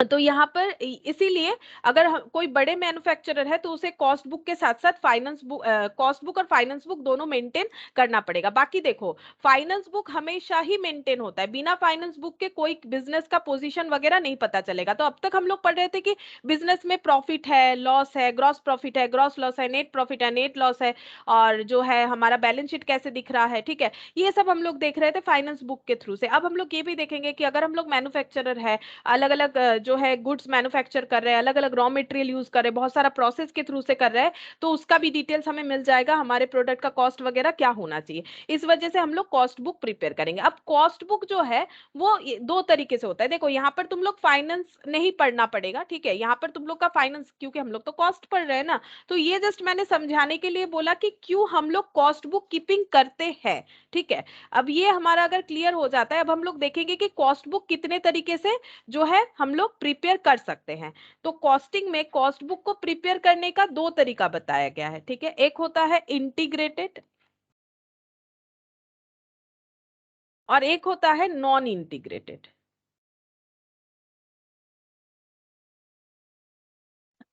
एक होता है इंटीग्रेटेड और एक होता है नॉन इंटीग्रेटेड, ठीक है। तो इंटीग्रेट और नॉन इंटीग्रेट का मतलब क्या होता है, नॉर्मली अगर इंग्लिश में देखें तो इंटीग्रेट का मतलब होता है मिला हुआ, और नॉन इंटीग्रेटेड का मतलब जो मिला हुआ नहीं है, मतलब सेपरेट, ठीक है। तो इंटीग्रेटेड का मतलब ये हो जाएगा कि अगर कॉस्ट बुक और finance, cost account and finance account मिल के अगर अकाउंटिंग कर रहे हैं, ठीक है, जैसे मान लो कि मैंने तुम लोग को एक क्वेश्चन दिया, तुम लोग एक दूसरे के साथ डिस्कस करके आंसर दे रहे हो, तो वो हो गया इंटीग्रेटेड। लेकिन अगर सेपरेट सेपरेट, कोई किसी को पूछ नहीं रहा है, कोई किसी का देख नहीं रहा है और आंसर दे रहा है, तो वो हो जाता है नॉन इंटीग्रेटेड, ठीक है। तो इंटीग्रेटेड का मतलब ये हो जाएगा कि कॉस्ट अकाउंट और फाइनेंशियल अकाउंट दोनों ही मेंटेन हो रहा है, लेकिन एक साथ हो रहा है, एक ही बुक्स के अंदर, एक ही बुक्स के अंदर हो रहा है, ठीक है। तो ये यहाँ पर लिखते हैं, नहीं ऐसे लिखते हैं, ऐसे लिखो कि cost account and financial account are prepared together in one set of books, ठीक है, एक ही बुक्स के अंदर एक साथ वो बना रहे, ठीक है। और नॉन इंटीग्रेटेड का मतलब क्या होता है, नॉन इंटीग्रेटेड का मतलब होता है, यहां पर लिखते हैं,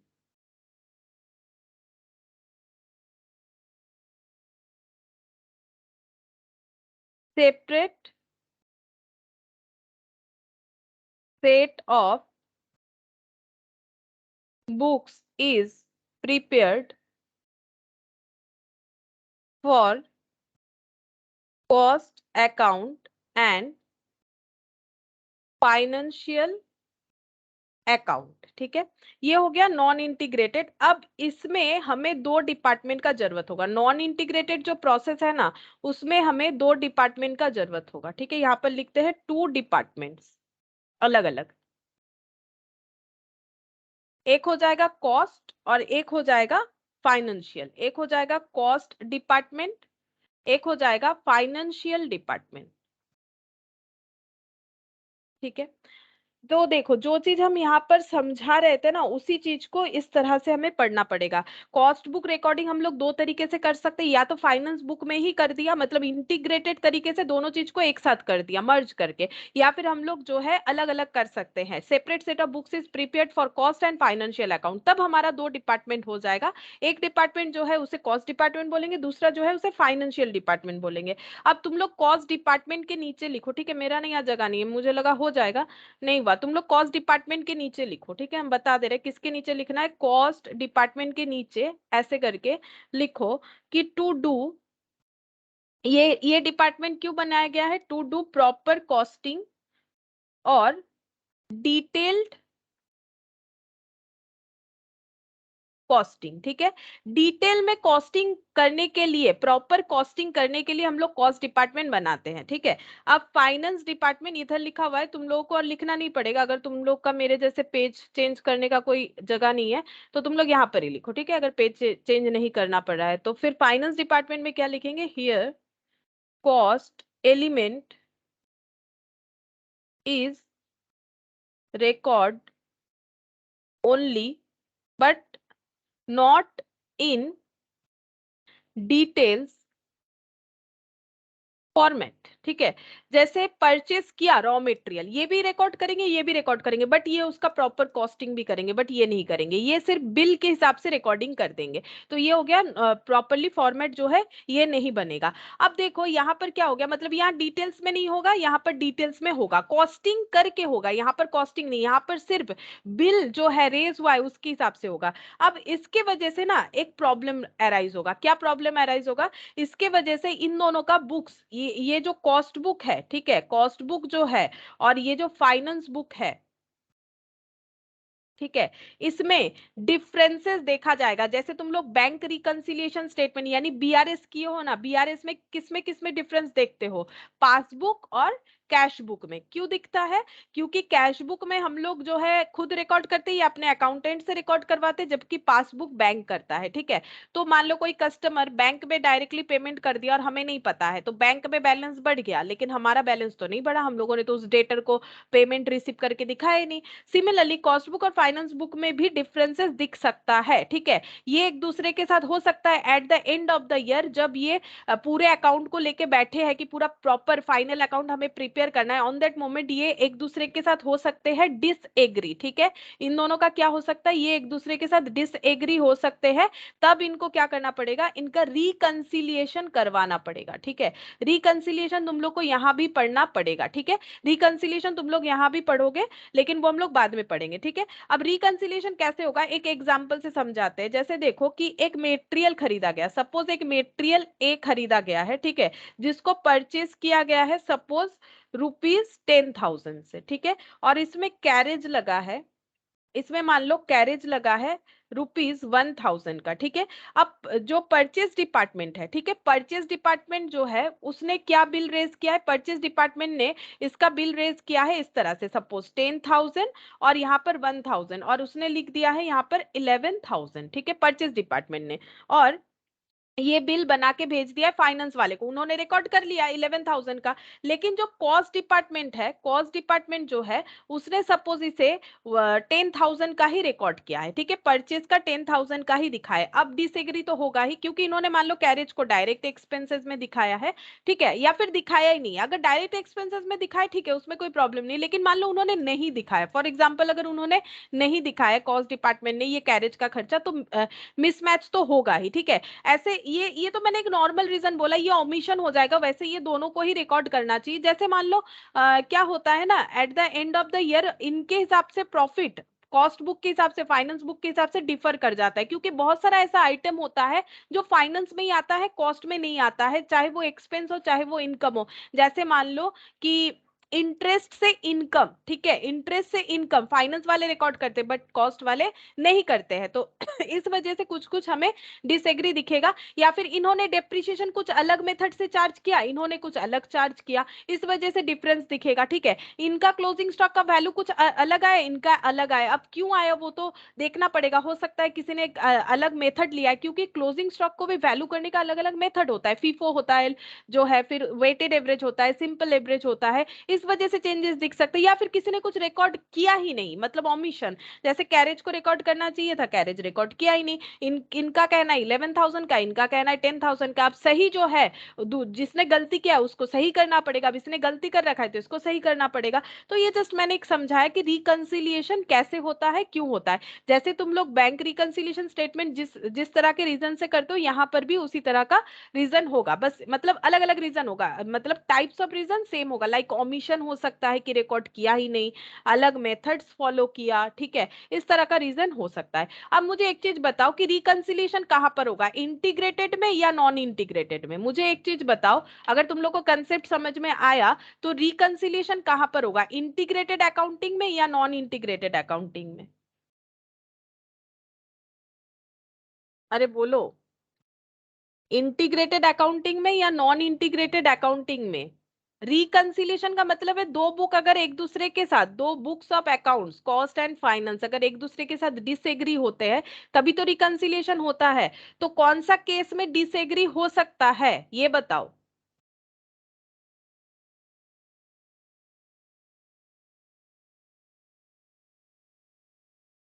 नॉन इंटीग्रेटेड या इंटीग्रेट? हाँ बोलो बोलो, ठीक बोल चिलो बोलो।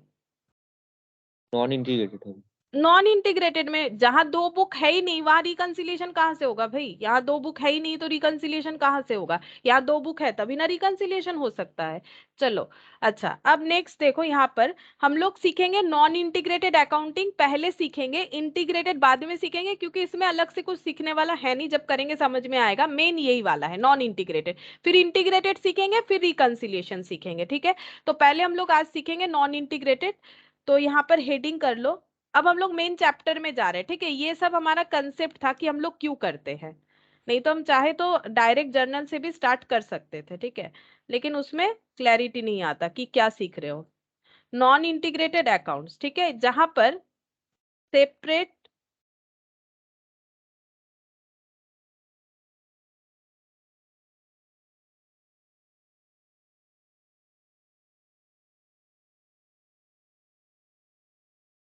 Separate set separate books for cost account and financial accounts are maintained, ठीक है।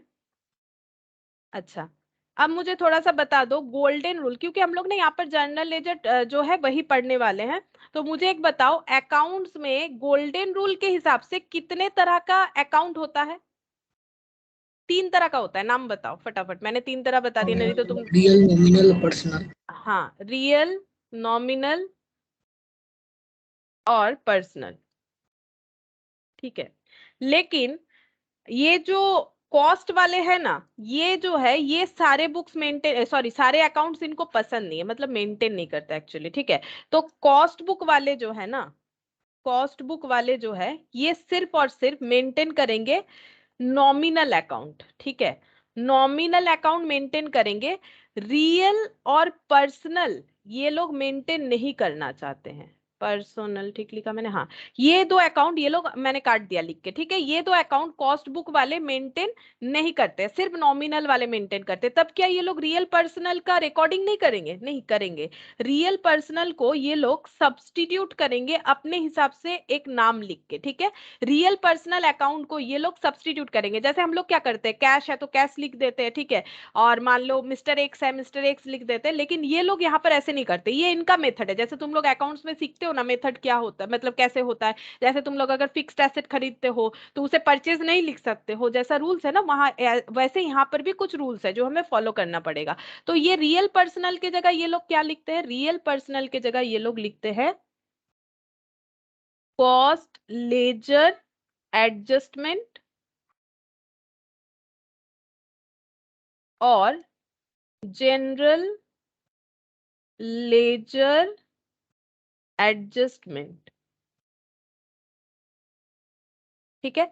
और इसको ना शॉर्टकट में क्या बोला जाता है, CLA, मतलब हम ऐसे लिखेंगे, बोला नहीं जाता है, ठीक है, हम ऐसे लिखेंगे क्योंकि इतना बड़ा नाम लिखेंगे तो बहुत टाइम लगेगा, ठीक है। एक दो बार लिख देंगे फिर तुम लोग आदत कर लेना, हम CLA GLA बोल के ही लिखेंगे। लेकिन एग्जाम में जिन लोगों को लिखना पड़ेगा, ठीक है, अगर MCQs में आता है या ऐसा कोई भी MCQs में आता है तो वो बात अलग है, जैसे दिया हुआ रहेगा टिक विक कर दो तुम लोग। लेकिन जब लिखोगे तो ऐसा तो नहीं बहुत सारा क्वेश्चन आएगा, एक आएगा आने से, तो तुम लोग को पूरा लिखना पड़ेगा। तो GLA यानी जनरल लेजर एडजस्टमेंट या CLA यानी कॉस्ट लेजर एडजस्टमेंट, दोनों में से कोई भी एक फॉलो करना पड़ेगा इन केस ऑफ रियल और पर्सनल अकाउंट, ठीक है। अब ये कैसे होगा उसके लिए हम बताते हैं, देखो कैसे होगा। उसके लिए हम लोग जर्नल सीखेंगे आज।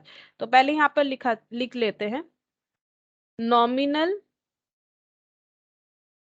Account balance is transferred to other account in year end, ठीक है। ये तुम लोग फाइनेंस में भी करते हो, फाइनेंस में सारे नॉमिनल अकाउंट्स को किसी और जगह पे क्लोज करते हो, जैसे सैलरी को PL में क्लोज करते हो, डेप्रिसिएशन को PL में क्लोज करते हो, परचेस को ट्रेडिंग में क्लोज करते हो। तो जितने भी नॉमिनल अकाउंट है वो किसी और जगह पे ईयर एंड में ट्रांसफर हो जाते हैं, वैसा यहाँ पर भी होगा, ठीक है। सेम वैसा यहाँ पर भी होगा, बस यहाँ ये वाला पॉइंट जो है ये नया है, ठीक है। अब देखो हम लोग जर्नल एंट्री करेंगे, ठीक है, जर्नल एंट्री करेंगे। पहले मेटेरियल purchased on कैश और क्रेडिट। तो तुम लोग मुझे फाइनेंस वाला एंट्री ही बता दो, ठीक है, फाइनेंस बुक वाला एंट्री ही बता दो, ठीक है, फाइनेंस बुक वाला एंट्री ही बता दो क्या होता है, फिर हम कॉस्ट बुक वाला बताएंगे। बताओ बताओ, 11 का जर्नल एंट्री पूछ रहे हैं, मेटेरियल परचेस का एंट्री नहीं बता पाओगे, बोलो। Purchase account debit to cash account. Purchase account debit to cash, या फिर क्या लिखेंगे, क्योंकि कैश और क्रेडिट भी बोला है ना, तो टू, इसके अलावा सप्लायर, हाँ क्रेडिटर या फिर सप्लायर, ठीक है, क्रेडिटर या फिर सप्लायर हो जाएगा। ये in case of cash purchase, ठीक है, और ये in case of credit purchase, ठीक है। अच्छा, अब इसमें कौन सा क्या अकाउंट है थोड़ा सा बता दो, देखते हैं तुम लोग क्या क्या बताते हो मुझे। ये कौन सा अकाउंट है, ये कौन सा अकाउंट है, ये कौन सा अकाउंट, मतलब रियल नॉमिनल पर्सनल, ये तो हमारा क्या है, नॉमिनल फाइनेंस है। और रियल है। नॉमिनल ये रियल है, दोनों ही रियल है। क्रेडिटर मेरा पर्सनल है। यहाँ पर तीनों तरह का अकाउंट आ गया, देखो तीनों तरह का अकाउंट आ गया जो ये मेंटेन करते हैं। लेकिन मैंने पहले ही बोला जो कॉस्ट बुक वाले हैं उनको ये पसंद नहीं है, वो ये चीज मेंटेन नहीं करना चाहते हैं, और वो सब्स्टिट्यूट वो नॉमिनल अकाउंट को मेंटेन करते हैं। तो वो क्या लिखेंगे, अब समझो अच्छे से कैसे लिखना है। परचेज अकाउंट डेबिट वो करेंगे क्योंकि मैंने पहले ही बोला उनको नॉमिनल अकाउंट से कोई प्रॉब्लम नहीं है, उनको ये रियल पर्सनल को प्रॉब्लम है, वो रियल पर्सनल नहीं लिखेंगे, उसके जगह CLC या क्या बोलते हैं कॉस्ट लेजर कंट्रोल, CLC या GLA लिखेंगे, ठीक है। तो इसके जगह टू कैश के जगह हो, टू कैश हो या टू क्रेडिटर हो, वो क्या लिखेंगे, टू GLA, ठीक है। ये दोनों केस में वो GLA लिखेंगे, चाहे कैश परचेज हो चाहे क्रेडिट परचेस हो, ठीक है। तो तुम लोगों को ये चीज ही सीखना है, तुम लोग को ये तुम लोग सीख चुके हो, ठीक है, ये आता है सबको, ये चीज हम लोग सीखेंगे क्योंकि कॉस्ट बुक कीपिंग अभी तक हम लोगों ने नहीं सीखा। लेकिन यहाँ पर नहीं खत्म होता है, अब ये बोल रहे GLA ये तो हम लोगों ने सुन लिया, ठीक है भाई, GLA पसंद है GLA लिख लो, जो भी लिखना है लिखो, लेकिन हम लोग को कैश और क्रेडिट नहीं लिखना है। लेकिन परचेज भी ये लोग नहीं लिखना चाहते, इसका भी ये लोग अपना एक अलग नाम रखते हैं, ठीक है। क्या नाम रखते हैं, नाम जो है मिलता जुलता है, समझ के याद रखना पड़ेगा। ये लोग लिखते हैं मेटेरियल स्टोर में रहता है, ठीक है, इसलिए ये लोग यहाँ पर लिखते हैं स्टोर लेजर कंट्रोल अकाउंट। तो इनका हर एक अकाउंट का नाम ना ऐसे होगा, लेजर कंट्रोल, अब स्टोर होगा तो स्टोर लेजर, वेजेस लेजर, इस तरह से नाम होगा, मतलब लेजर कंट्रोल कॉमन वर्ड होगा, ठीक है, लेजर कंट्रोल कॉमन वर्ड होगा। उसके आगे जो नाम लिखा जाएगा ना उसी से पता चलेगा ये किस चीज का लेजर कंट्रोल है, ठीक है।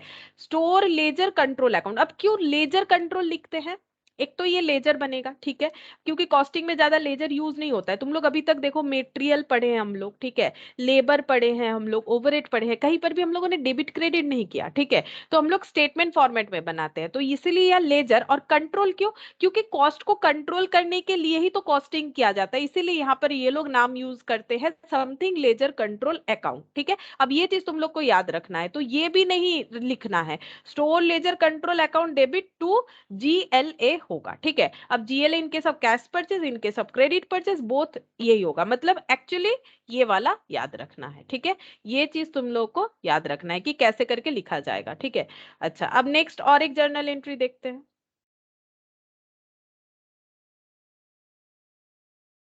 नेक्स्ट लिखेंगे मेटेरियल रिटर्न टू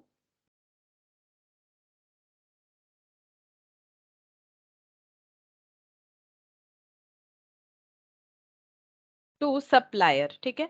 तो फिर से एक बार फाइनेंस बुक का बताओ, फिर कैश बुक का बताओ, उसके बाद हम लोग धीरे धीरे फाइनेंस बुक का पार्ट हटा देंगे। ये अभी तुम लोगों का स्टार्टिंग में थोड़ा सा फाइनेंस बुक के साथ कंपेयर करने से आसान होगा, इसीलिए एक दो लेजर हम ऐसे बनाएंगे, एक दो जर्नल, उसके बाद सिर्फ कॉस्ट बुक का ही बनाएंगे, ठीक है। तो फाइनेंस बुक में मेटेरियल रिटर्न होने का एंट्री बताओ क्या होगा। अगर कैश में खरीदा है क्रेडिटेड तो account debit to purchase return. Creditor, और अगर कैश में लिया है, नॉर्मली नहीं होता है लेकिन अगर होता है तो कैश अकाउंट डेबिट हो जाएगा टू परचेज रिटर्न, ठीक है। Again personal account, real account, nominal account, ठीक है। अब नॉमिनल अकाउंट, अब ये दोनों को कैसे सब्स्टिट्यूट करेंगे बोलो, ये दोनों की जगह क्या लिख सकते हैं, एक ही वर्ड, इनका अलग अलग नहीं होता है। ये क्या लिखेंगे, या तो GLA लिखेंगे या तो CLA लिखेंगे, जनरल लेजर एडजस्टमेंट अकाउंट। दोनों केस में एक ही जैसा होगा, चाहे कैश वाला रिटर्न हो या क्रेडिट वाला रिटर्न क्यों ना हो। और टू क्या लिखेंगे, परचेज रिटर्न की जगह फिर क्या लिखना पड़ेगा, अब तुम लोग बताओ क्या लिखना पड़ेगा। Store return ledger account. Store return नहीं, लेजर ही लिखेंगे, रिटर्न लिखने का जरूरत नहीं होगा, स्टोर लेजर, ठीक है। स्टोर लेजर कंट्रोल, मतलब स्टोर में आएगा सामान तो स्टोर डेबिट होगा, स्टोर से जाएगा तो स्टोर क्रेडिट होगा, ठीक है। रिटर्न का जरूरत नहीं होगा, स्टोर लेजर कंट्रोल लिखने से ही होगा। मतलब इतना समझो कि जब भी रॉ मटेरियल से रिलेटेड बात आएगा तो जो लेजर हम लोग यूज करेंगे उस लेजर का नाम है स्टोर लेजर कंट्रोल, ठीक है। SLC ये तुम लोग को यूज करना है, SLC ये नाम चल रहा है, ठीक है, ये नाम चलेगा, ये नाम हमें यूज करना पड़ेगा, स्टोर लेजर कंट्रोल अकाउंट। अब यहाँ पर एक नोट बना देते हैं, स्टोर लेजर कंट्रोल अकाउंट, इसमें क्या क्या हम लोग कब ये यूज कर सकते हैं, तो देखो includes purchase of both direct and indirect material, ठीक है। हम लोग डायरेक्ट मटेरियल भी खरीद सकते हैं, इनडायरेक्ट मटेरियल भी तो खरीद सकते हैं ना। तो अगर डायरेक्ट खरीद रहे तो भी स्टोर लेजर कंट्रोल यूज करेंगे, और अगर इनडायरेक्ट खरीद रहे तो भी स्टोर लेजर कंट्रोल यूज करेंगे, ठीक है। चाहे हम लोग जो है मशीन में मान लो हम लोग क्ले पॉट्स बेचते हैं, ठीक है, तो उसके लिए जो क्ले यूज होता है वो हम लोग का डायरेक्ट मटेरियल हो गया, ठीक है। अगर हम लोग क्ले परचेज कर रहे हैं तो भी स्टोर लेजर कंट्रोल दिखाएगा कॉस्ट बुक डिपार्टमेंट। अगर मान लो हम लोग जहां पर क्ले पॉट्स बन रहा है उस व्हील को अच्छा रखने के लिए वहां पर मान लो जो अगर हम लोग ऑयल वगैरह जो है वो ग्रीजिंग वगैरह करे, वो उस तरह का कुछ मटेरियल खरीद रहे हैं जो कि इनडायरेक्ट होता है, तो उसके लिए भी SLC यूज करेंगे, ठीक है। तो यहाँ पर पहले तो हम लोग को ये देखना पड़ेगा, नया चीज है ना, क्या यूज कर सकते हैं। तो मटेरियल से रिलेटेड कुछ भी आइटम हमारे पास आ रहा है या हमारे से जा रहा है, या रिटर्न, मतलब अब जा रहा है दो तरीके से जा सकता है, एक तो रिटर्न हो सकता है जो भी हम लोगों ने देखा, एक होता है इशू हो गया प्रोडक्शन डिपार्टमेंट में, वो भी हो सकता है, तब भी हमारा स्टोर लेजर कंट्रोल क्या हो जाएगा, कम हो जाएगा, ठीक है, क्रेडिट हो जाएगा। तो इस तरह से हम लोग रिकॉर्ड कर सकते हैं। तो SLC जो है वो डायरेक्ट इनडायरेक्ट दोनों के लिए ही हम लोग अप्लाई कर लेंगे, ठीक है। अच्छा, नेक्स्ट अब हम लोग .3 लिखते हैं, इशू, इशू ऑफ, ম্যাম হ্যাঁ বলো, মানে পারচেজ অ্যাকাউন্টকেই মানে স্টোর লেজার কন্ট্রোল বলবো। কি আরেকবার বলো। মানে পারচেজ অ্যাকাউন্ট যেটা ফাইন্যান্সিয়াল অ্যাকাউন্টে মেনটেন করা হয় সেটাকে আমরা কস্টে আমরা স্টোর লেজার কন্ট্রোল অ্যাকাউন্ট বলবো। না, শুধু র মেটেরিয়াল পারচেজের জন্য বলবো, ঠিক আছে, store related with raw material. পারচেজের জন্য বলবো, কিন্তু এখন ফিক্সড অ্যাসেট পারচেজ করলে তো আমরা এটা লিখতে পারবো না, মেটেরিয়াল করলে লিখবো। ও পারচেজটা আমরা কিসের জন্য লিখি? স্টকের জন্য না।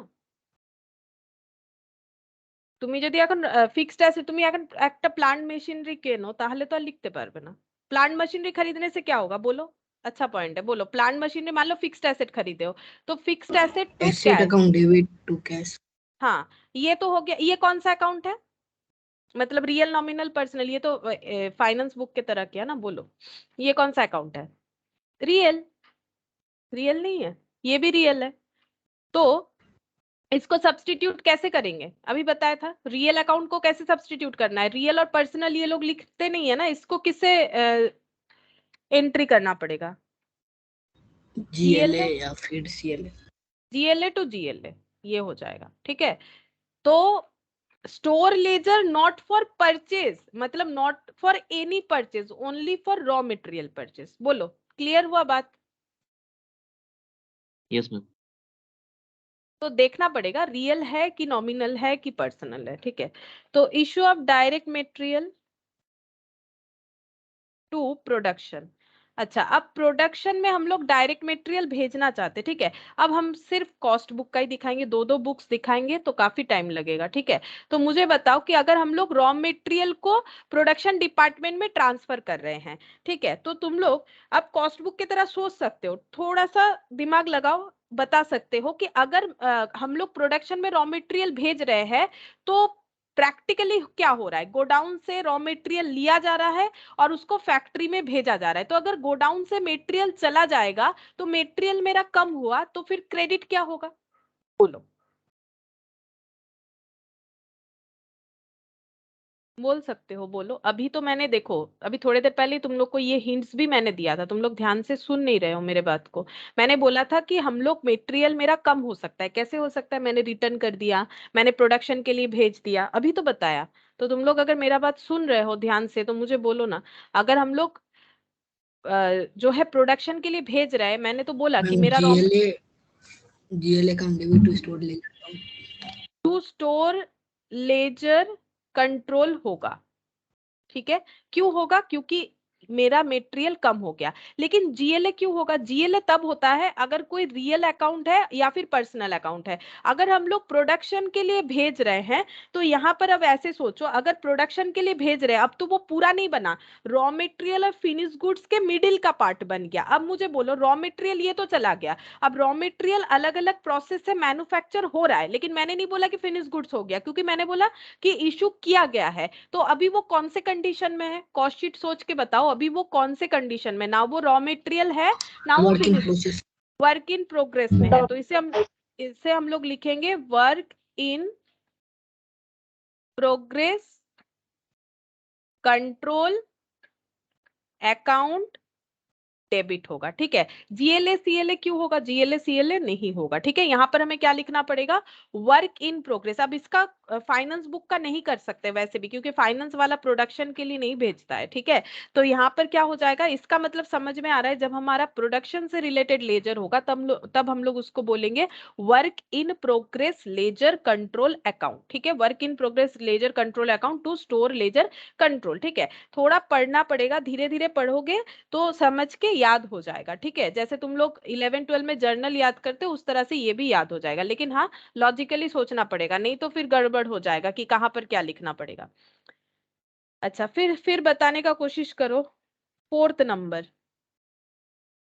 Return of material from production to store room, ठीक है। सोच के बताओ, हड़बड़ मत करो, सोच के बताओ। ये बोल सकते हो क्योंकि इसके रिगार्डिंग जो भी लेजर्स होगा वो मैंने बता दिया है, मतलब अकाउंट का नाम हम लोग डिस्कस कर चुके हैं। तुम लोग बताओ मटेरियल क्या हुआ है, सिचुएशन सोचो। मटेरियल फैक्ट्री से स्टोर में वापस आ गया तो क्या होगा? Store ledger control account debit to work in progress ledger control account. Correct. Store, तो मेरा स्टोर में फिर से मटेरियल आ गया, तो मटेरियल मतलब स्टोर लेजर, इसके लिए ये यूज होगा, store ledger control account debit to work in progress, ledger account. ठीक है, फैक्ट्री में जब गया तब WIP लेजर टू SLC, और जब रिटर्न हो गया तो SLC टू WIP लेजर। ठीक है, अब नाम तो थोड़ा सा याद रखना ही पड़ेगा। ठीक है, नाम जो है वो याद रखना पड़ेगा। अच्छा, 5th नंबर में issue of indirect material to factory और प्रोडक्शन। अब देखो, थोड़ा सा हम जो है इसमें क्या डिफरेंस है वो बता देते हैं। देखो, यहाँ पर हम लोग जब प्रोडक्शन के लिए रॉ मटेरियल भेज रहे हैं तो वो डायरेक्ट रॉ मटेरियल ही होगा, क्योंकि डायरेक्ट रॉ मटेरियल से ही तो फिनिश गुड्स बनेगा। इनडायरेक्ट रॉ मटेरियल तो फिनिश गुड्स नहीं बनाता है, वो हेल्प करता है, लेकिन वो फिनिश गुड्स बनाने का मेन जो है मटेरियल नहीं होता है, वो इनडायरेक्ट मटेरियल होता है। ठीक है, डायरेक्ट मटेरियल मतलब जिसको हम लोग फिनिश गुड्स बनने के बाद भी 1 यूनिट में आइडेंटिफाई कर सकते हैं, और जिसको नहीं कर सकते वही इनडायरेक्ट मटेरियल हो गया। लेकिन एक बात मैंने पहले से ही बता दिया है, चाहे डायरेक्ट मटेरियल हो चाहे इनडायरेक्ट मटेरियल हो, हमें अकाउंट का नाम यूज करना है स्टोर लेजर कंट्रोल अकाउंट। अब यहाँ कंडीशन बोला है कि हम लोग इनडायरेक्ट मटेरियल को फैक्ट्री में भेज रहे हैं, ठीक है, या फिर प्रोडक्शन सेंटर में भेज रहे हैं। अब मुझे बताओ, कोशिश करो कि क्या आंसर होना चाहिए।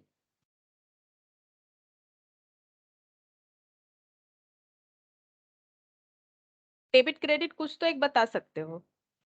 एक ma'am to store ledger account मतलब WIP control account, debit to store ledger control account. WIP control account debit to store ledger control account. ठीक है, ये आंसर आना चाहिए था। ठीक है, लेकिन यहाँ पर आंसर थोड़ा सा गलत है, वो बताते। देखो, फिर ये वाला भी हुआ WIP ledger control to store ledger control, फिर दोनों में कोई फर्क नहीं हुआ। ठीक है, अब एक पॉइंट पे तो फर्क होना नहीं चाहिए, क्योंकि मैंने पहले ही बता रखा है SLC हम लोग यूज कर सकते हैं for both direct and indirect. ठीक है, तो इसका मतलब जो 2 SLC किए है ना, वो तो ठीक है, वो तो ठीक है। तो इसका मतलब यहाँ कुछ ना कुछ तो गड़बड़ी है। तो तुम लोग ये गड़बड़ जो है ये भी बता सकते हो। मुझे एक चीज बताओ, तो सारे इनडायरेक्ट खर्चे को हम लोग क्या बोलते हैं? कॉस्टिंग में सारे इनडायरेक्ट खर्चे को क्या बोलते हैं? अभी अभी हम लोग कॉस्ट कर रहे हैं, ओवरहेड। ओवरहेड बोलते हैं। अब ओवरहेड कितने तरीके का होता है? फंक्शन के हिसाब से, जिसके हिसाब से हमारा कॉस्ट शीट बना, फैक्ट्री ओवरहेड।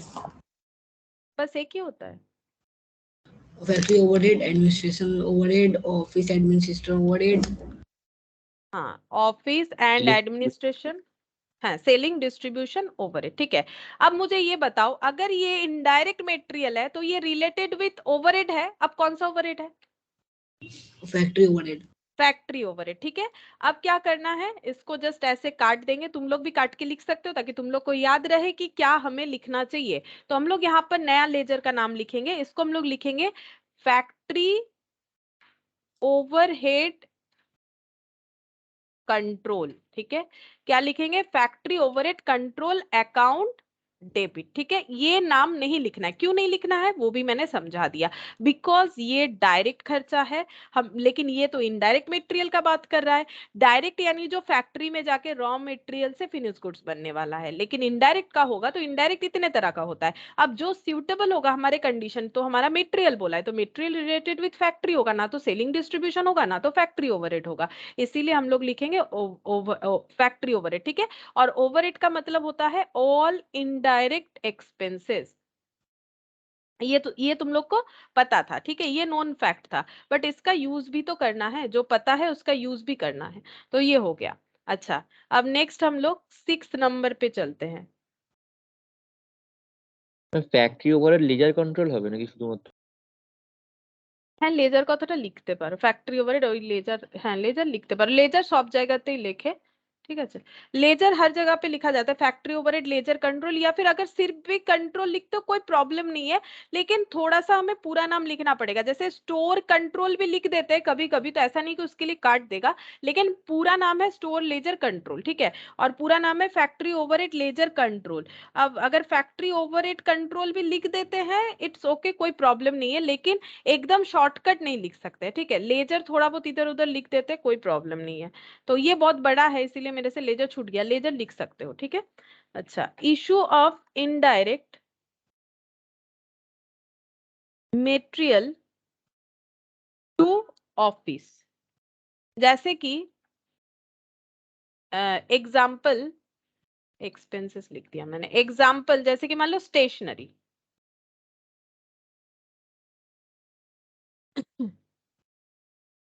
स्टेशनरी स्पेलिंग भूल गए, देखो STATIONERY, हाँ। अच्छा, अब मुझे बताओ कि issue of indirect material to office, अब तुम लोगों ने ये पॉइंट तो समझा है ना। अब इसको अगर समझे हो सही तरीके से तो ये बता सकते हो, तो कोशिश करो मुझे बताने का। ऑफिस एडमिनिस्ट्रेशन में overhead account debit to store ledger control account. सही बात है, क्योंकि ऑफिस में भेज रहे हैं इनडायरेक्ट मटेरियल, तो ये वाला हो जाएगा office and administration overhead ledger control, या फिर कंट्रोल भी लिखोगे चलेगा, control account debit to store ledger control account, ये हो गया, ठीक है। अच्छा, next 7, issue of indirect material to sales department, ये भी बता सकते हो, बोलो। Selling distribution overhead account debit to store ledger control account. हाँ, सही बात है, यहाँ पे लिख लेते हैं, selling and distribution overhead control या लेजर कंट्रोल, ठीक है, control account debit to store ledger control account, ठीक है। तो देखो, अभी तक हम लोगों ने डायरेक्ट इनडायरेक्ट मटेरियल का जितना सारा भी एंट्री हो सकता है हम लोगों ने किया, ठीक है। अब हम लोग ये इशू वाला एंट्री किया, देखो हम लोगों ने मटेरियल खरीदने का एंट्री किया, उसके बाद इशू का एंट्री किया, issue of direct material, issue of indirect material. अब हम लोग पढ़ेंगे मटेरियल अगर लॉस होता है तो उसका क्या एंट्री होगा, तो यहाँ पर लिखते हैं एबनॉर्मल लॉस ऑफ मटेरियल। ये भी शायद बता सकते हो, क्यों? क्योंकि जब मैंने ओवरहेड पढ़ाया था ना, तब मैंने ये बोला था कि अगर लॉस होता है तो उसे कहाँ चार्ज किया जाता है, तो तुम लोग बोल, एटलीस्ट क्रेडिट वाला तो बोल ही सकते हो, डेबिट भी चाहो तो बोल सकते हो, देखो।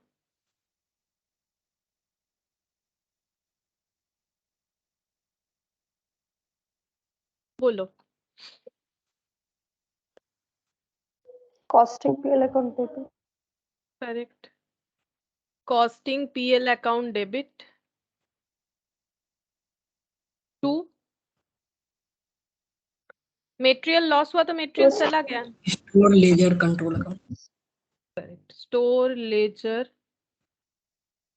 Control account.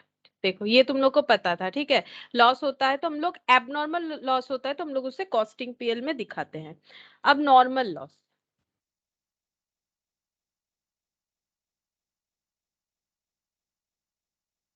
Normal loss of material, यहाँ पर लिखते हैं ड्यूरिंग प्रोडक्शन, प्रोडक्शन करते हुए अगर कोई नॉर्मल लॉस हुआ, मतलब जो अनअवॉइडेबल है, जिसे हम लोग रोक नहीं सकते, प्रोडक्शन सिस्टम हम लोग फॉलो करेंगे तो कुछ ना कुछ लॉस होता ही है, जो रोक नहीं सकते उसे हम लोग बोलते हैं नॉर्मल लॉस। अब इसका एंट्री क्या होगा, बताओ।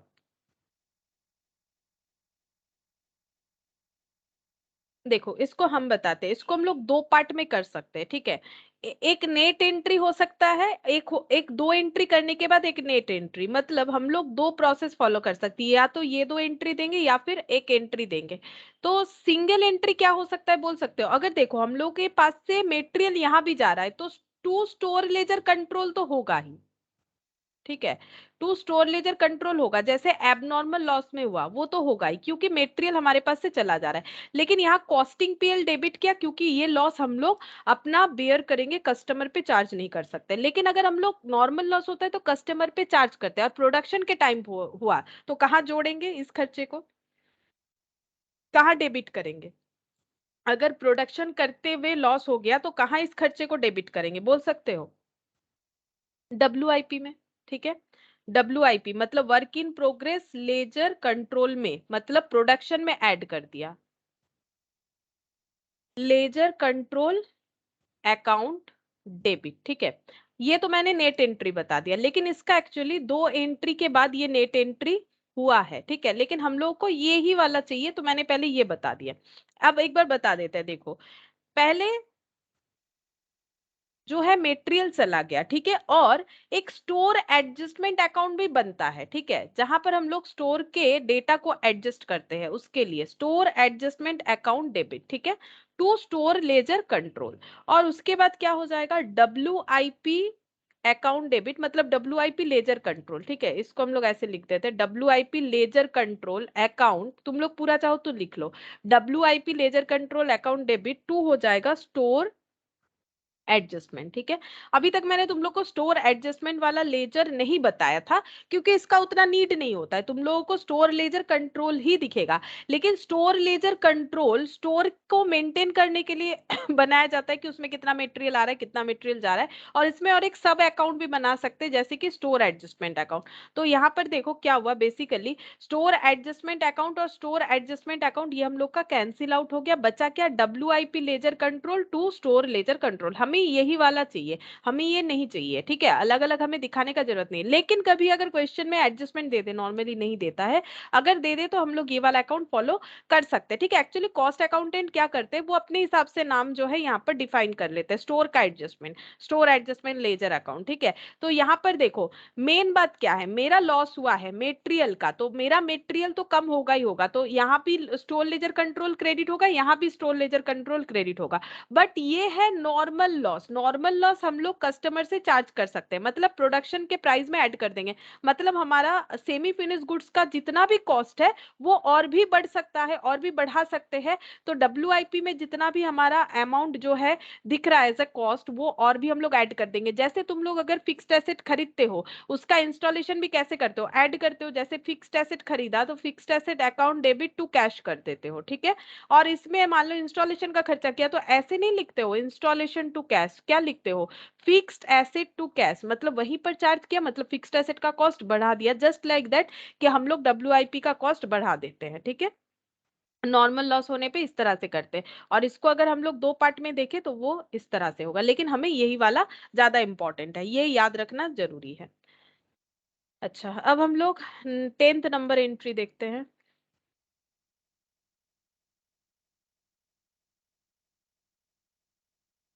Material transfer from one job to another job, बोल सकते हो इसका एंट्री क्या होगा, material transfer from one job to another job, एक जॉब से दूसरे जॉब में मेटेरियल ट्रांसफर हो गया, क्या एंट्री होगा, एक जॉब से दूसरे जॉब में ट्रांसफर हो गया, तो एक जॉब रिसीवर है, एक जॉब जो है वो गिवर है, ठीक है। नॉर्मली सोचो, नॉर्मली क्या होता है, debit the receiver credit the giver. अब मान लो मैंने एग्जांपल दे दिया कि कहां से कहां ट्रांसफर हो रहा है, मान लो एक एग्जांपल ले लेते हैं कि मेटेरियल कौन से जॉब से कौन से जॉब में ट्रांसफर हो रहा है, जॉब 1 से ट्रांसफर हो रहा है सपोज जॉब 2 में, ठीक है। तो मुझे बताओ कि इसका नॉर्मल एंट्री क्या होगा, जॉब 1 से अगर जॉब 2 में ट्रांसफर हो रहा है तो इसका नॉर्मल एंट्री बताओ क्या होगा, मतलब तुम लोग जो अकाउंट्स में सीखते हो, debit the receiver credit the giver करके बताओ इसका क्या होगा, golden rule, debit the receiver credit the giver, who is the receiver, who is the giver,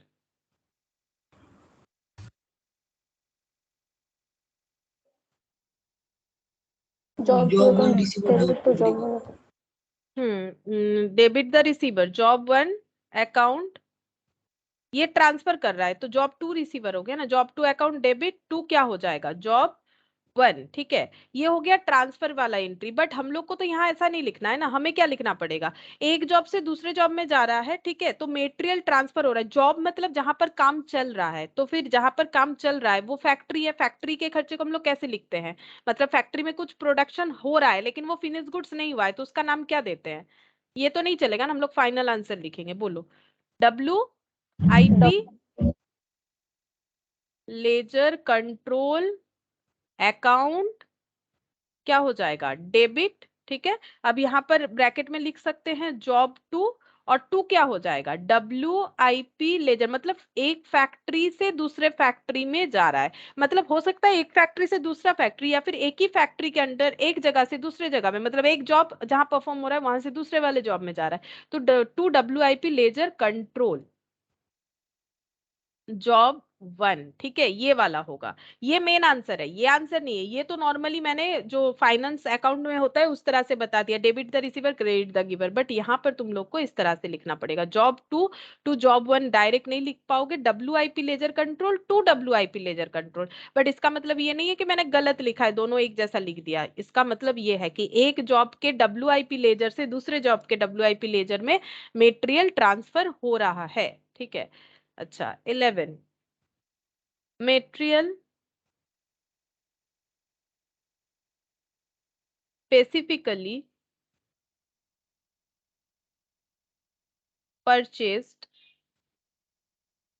for a job. ये बताओ, अगर स्पेसिफिकली हम लोगों ने मेटेरियल खरीदा है कोई एक जॉब के लिए, तो क्या एंट्री हो सकता है, बताओ क्या लग रहा है तुम लोग को, क्या एंट्री हो सकता है।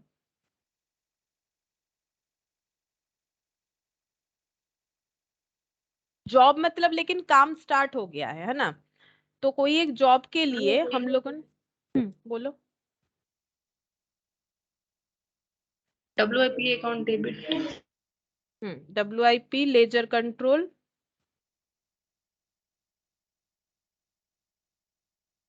ठीक हो रहा है, बोलो। तू क्या हो जाएगा, परचेस कर रहे हैं तो क्या लिखेंगे, नॉर्मल एंट्री सोचो ना, मटेरियल परचेस करने का एंट्री क्या होता है, परचेस टू कैश। तो यहाँ पर कैश तो नहीं चलेगा क्योंकि कैश एक रियल अकाउंट है, तो उसकी जगह क्या लिखना पड़ेगा, GLA account, GLA general ledger adjustment account, ठीक है। तो ये हो गया नेट एंट्री, इसका भी दो पार्ट हो सकता है, ठीक है, तुम लोग को यही याद रखना है, इसका दो पार्ट हो सकता है। एक हो जाएगा ऐसे, store ledger control account debit, ठीक है, मेटेरियल खरीदा टू GLA, ठीक है, टू GLA। पहले हम लोगों ने मेटेरियल खरीदा, मेटेरियल खरीदने का देखो ये हम लोगों ने फर्स्ट आज यही वाला एंट्री सीखा था, store ledger control account debit to general ledger adjustment account, ठीक है। ये हम लोगों ने क्या कर लिया, मेटेरियल खरीद लिया। अब मेटेरियल को जॉब में हम लोग क्या कर रहे हैं, पर ट्रांसफर भी करेंगे, तो फिर क्या हो जाएगा, WIP लेजर कंट्रोल टू, क्या हो जाएगा, मेटेरियल चला जाएगा टू SLC। अब देखो नेट एंट्री, नेट एंट्री मैंने दिखाया, SLC गायब, क्या हुआ, WIP टू GLA, ठीक है। ये होगा, ये दो एंट्री भी चाहो तो याद रख सकते हो, या फिर ये वाला याद रख सकते हो, मेनली यही याद रखने से ही काम हो जाएगा। अच्छा फिर 12 number, sale of material, sale of material, बोलो अगर मेटेरियल सेल करेंगे तो क्या एंट्री होगा। नॉर्मली सोचो, अगर मेटेरियल सेल करते हैं तो फाइनेंस, अगर फाइनेंस बुक का बात होता है तो हम लोग क्या एंट्री करते हैं, कैश अकाउंट डेबिट टू, क्या करेंगे, टू हम लोग क्या लिखेंगे, कैश अकाउंट डेबिट टू क्या लिखेंगे, टू PL, अगर प्रॉफिट हो रहा है मेटेरियल बेच के, टू क्या लिखेंगे, टू परचेस लिख देंगे कि हमारे पास से जो स्टॉक परचेस किया था तो वो चला गया, टू मेटेरियल लिख देंगे। उसी चीज को अगर यहाँ पर कॉस्ट बुक में लिखना है तो क्या लिख सकते हैं,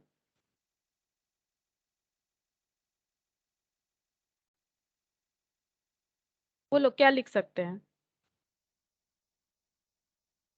खरीद रहे हैं मेटेरियल, सॉरी बेच रहे हैं तो हमारे पास पैसा आएगा, general ledger adjustment account debit, ठीक है। अगर प्रॉफिट हुआ तो टू कॉस्टिंग PL, अगर बेच के प्रॉफिट हुआ तो टू कॉस्टिंग PL, और मेटेरियल चला गया तो टू SLC, ठीक है। ये हो गया in case of profit, in case of profit, ठीक है।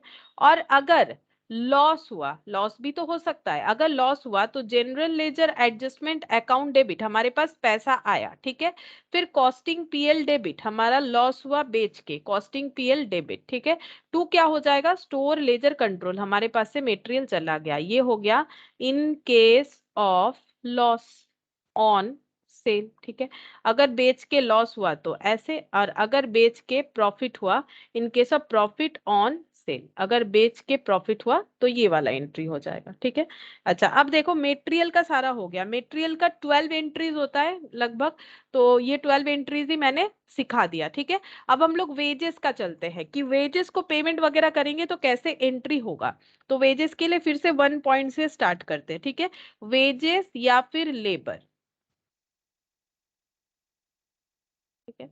तो वेजेस पेड, यहाँ पर पहला एंट्री हो जाएगा वेजेस पेड का। बता सकते हो क्या एंट्री होगा? डायरेक्ट कॉस्ट बुक वाला भी बता सकते हो, अगर नहीं होगा तो फाइनेंस बुक से भी हम लोग स्टार्ट कर सकते हैं। देखो अगर फाइनेंस बुक में क्या होगा, फाइनेंस बुक में हो जाता है वेजेस टू कैश या बैंक, ठीक है। अब ये हम लोग का कौन सा लेजर, ये हम लोग का कौन सा अकाउंट है? नॉमिनल। ये हम लोग का कौन सा है? रियल, ठीक है। अब हमें कॉस्ट बुक में इसे कैसे रिप्रेजेंट करना पड़ेगा बताओ? कॉस्ट बुक में कैसे रिप्रेजेंट होगा? वेजेस नॉमिनल अकाउंट है, वेजेस को वेजेस लिख सकते हैं, ठीक है। और यहाँ पर क्या लिखेंगे? कैश को GLA, ठीक है। लेकिन वेजेस नाम इनको पसंद नहीं आएगा, जैसे इनको मेटेरियल जो है परचेज नाम नहीं पसंद आया था, वैसे ही यहाँ पर भी ये लोग अपना स्पेसिफिकली कोई नाम यूज करेंगे, जिसको ये लोग क्या नाम देंगे? जैसे उसको मेटेरियल को दिया स्टोर लेजर कंट्रोल, वेजेस का क्या दे सकते हैं? वेजेस का हो जाएगा वेजेस लेजर कंट्रोल अकाउंट। देखो तुम लोग अगर मेरे साथ साथ कर रहे हो तो ये चैप्टर यहाँ ही तुम लोग का रेडी हो जाएगा, नहीं तो ये पूरा जर्नल लेजर बेस्ड है, नहीं तो फिर तुम लोग को ही प्रॉब्लम होगा। तो ये एंट्री करना पड़ेगा, ठीक है, ये तुम लोगों को एंट्री देना पड़ेगा। तो वेजेस का कंसेप्ट समझ में आ रहा है?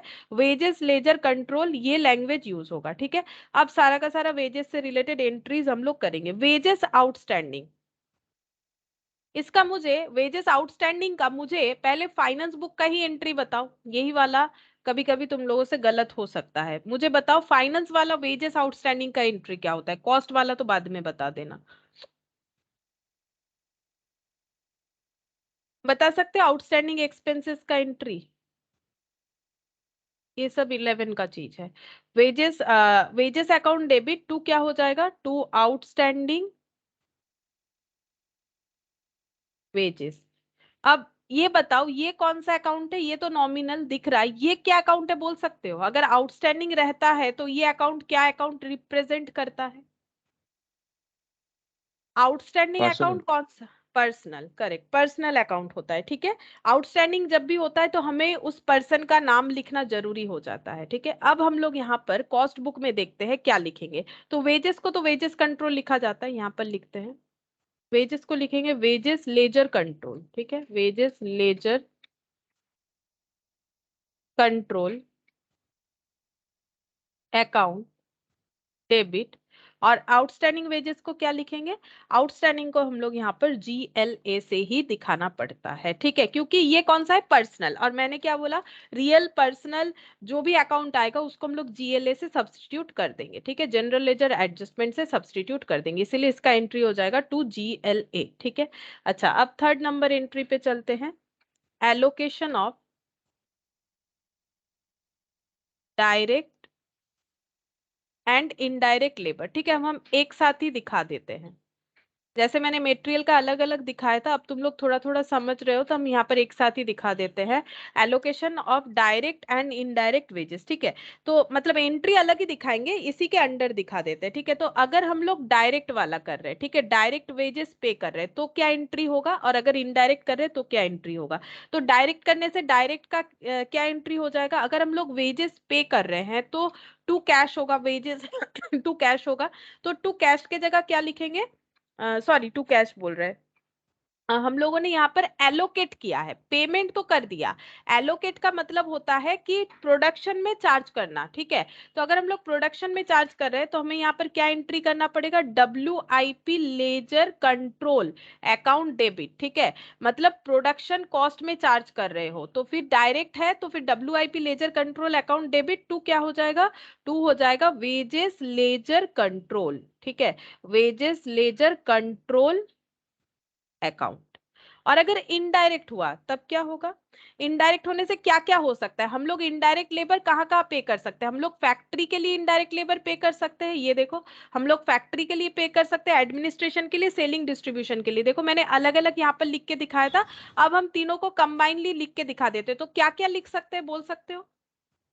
फैक्ट्री ओवरहेड, कंट्रोल लिखना पड़ेगा, और तीनों को हम एक साथ लिखना चाहते हैं। और किसको दे सकते हैं, और कैसे इनडायरेक्ट लेबर हो सकते हैं, ऑफिस एडमिनिस्ट्रेशन वाले भी हो सकते हैं, office administration, overhead control account debit. और कौन हो सकता है, सेलिंग। हाँ, selling, distribution, overhead control account. ये मैंने एक साथ लिख दिया, जो मैंने तब अलग अलग दिखाया था, ठीक है। अब तुम लोग थोड़ा थोड़ा समझ रहे हो, तो इसलिए मैंने इस तरह से लिख दिया, to wages ledger control account, ठीक है। फिर से बता देते हैं, देखो हम लोग लेबर का जो खर्चा है वो एलोकेट दो जगह पे कर सकते हैं, या तो डायरेक्ट लेबर होगा हमारा, या तो इनडायरेक्ट लेबर होगा। दोनों केस में हमारा वेजेस लेजर कंट्रोल जो है वो क्रेडिट होगा, ठीक है। वेजेस लेजर कंट्रोल कब रेडी होता है, वेजेस के जगह रेडी होता है, ठीक है। यहाँ पर हम लोगों ने पेमेंट कर दिया, अब हम लोग दिखा रहे हैं कि कहाँ पर कितना उस पेमेंट को अप्लाई किया है, कौन से प्रोडक्ट के कॉस्टिंग में कितना एलोकेट किया है, ठीक है। एलोकेट मींस नॉट पेड, ठीक है, एलोकेट कितना किया है। तो एलोकेट जब भी करेंगे, हमारा वेजेस जो एक्सपेंसेस जो दिख रहा था वो डिस्ट्रीब्यूट हो रहा है। अब मान लो हम लोगों ने डायरेक्ट लेबर को पे किया, इनडायरेक्ट लेबर फैक्ट्री वाले को पे किया, जैसे कि सुपरवाइजर को पे किया, जैसे कि हम लोगों ने डायरेक्टर को पे किया, जैसे कि हम लोगों ने कोई सेलिंग एजेंट को पे किया, तो फिर ये सब डेबिट हो जाएगा। ये सारे जगह पे खर्चा हो रहा है तो डेबिट, यहाँ पर खर्चा हो रहा है तो डेबिट हो गया। अब अगर हम लोगों ने ये खर्चा पे किया, तो हमारा वेजेस लेजर कंट्रोल जो वेजेस के लिए बनता है वो हमारा क्या हो जाएगा, क्रेडिट हो जाएगा टू वेजेस लेजर कंट्रोल। इसी चीज को मैंने मेटेरियल में भी दिखाया था, सेम कंसेप्ट में ही होता है। और मेटेरियल इशू होने से to store ledger control, to store ledger control, ठीक है। अब मैंने वहां अलग अलग दिखाया था, या तीनों चीज को कंबाइनली दिखा दिया। अच्छा, अब चलो fourth number entry, indirect expense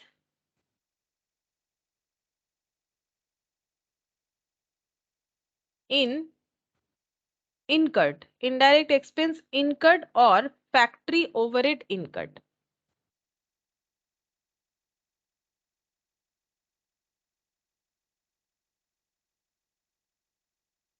अगर इनडायरेक्ट एक्सपेंसेस इनकर्ड हुआ है या फिर फैक्ट्री का खर्चा इनकर्ड हुआ है, तो क्या एंट्री होगा। अगर हम लोग फाइनेंस बुक का देखें तो इसमें क्या एंट्री कर सकते हैं, फैक्ट्री ओवरहेड अकाउंट, जो तुम लोग लिखते हो ट्रेडिंग में लिखते हो ना कभी कभी, टू फैक्ट्री ओवरहेड, या मैन्युफैक्चरिंग अकाउंट में लिखते हो, तो फैक्ट्री ओवरहेड टू क्या हो जाएगा, कैश या बैंक, ठीक है। लेकिन हम लोग को तो ये नहीं करना है, हमें कॉस्ट बुक का करना है, तो क्या होगा, टू कैश या बैंक की जगह क्या लिखेंगे, जनरल लेजर एडजस्टमेंट अकाउंट, ठीक है। और फैक्ट्री ओवरहेड यहाँ भी होगा, लेकिन इसमें फैक्ट्री ओवरहेड लेजर कंट्रोल इनका अपना नाम होता है, ठीक है। फैक्ट्री ओवरहेड लेजर कंट्रोल, या फिर सिर्फ कंट्रोल लिखने से भी चलेगा। Factory overhead ledger control account debit to general ledger account हो जाएगा, ठीक है, जनरल लेजर एडजस्टमेंट अकाउंट हो जाएगा, ठीक है। तो नाम लेकिन पूरा पूरा तुम लोग को पता होना चाहिए, हम बोलते बोलते ना हो जाता है कभी कभी मेरे से, कम बेसी बोल लेते हैं। जैसे कि जनरल लेजर बोल दिए, जनरल लेजर एडजस्टमेंट ये लिखना पड़ेगा, जनरल लेजर एडजस्टमेंट। कंट्रोल जो लेजर जो है वो कभी कभी थोड़ा मिसिंग हो चलेगा, एडजस्टमेंट वर्ड लिखना पड़ेगा, जनरल लेजर एडजस्टमेंट, ठीक है। ये हो गया। अच्छा, अब नेक्स्ट देखो यहाँ पर, मैम एक और थ्रो ऊपर कीजिएगा।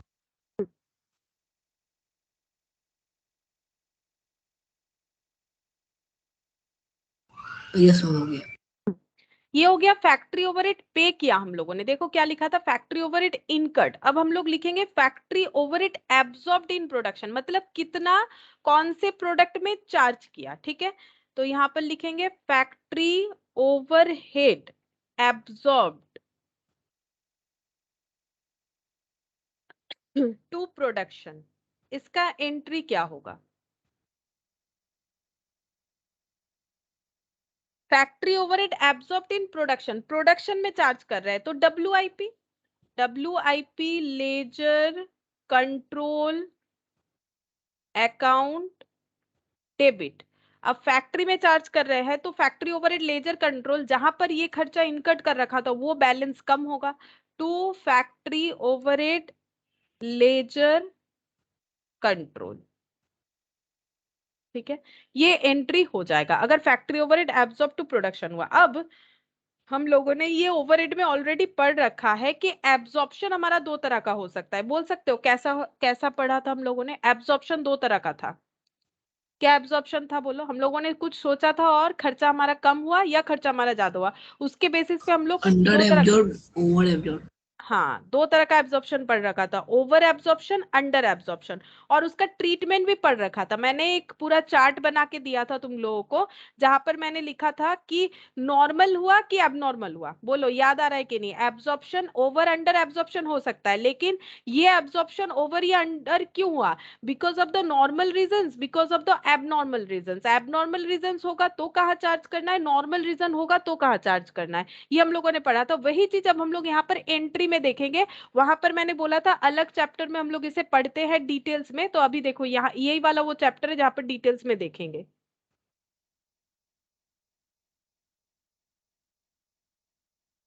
जैसे देखो यहाँ पर एग्जाम्पल लेते हैं। मान लो 1920 में, ईयर 1920 में इलेक्ट्रिसिटी का बिल था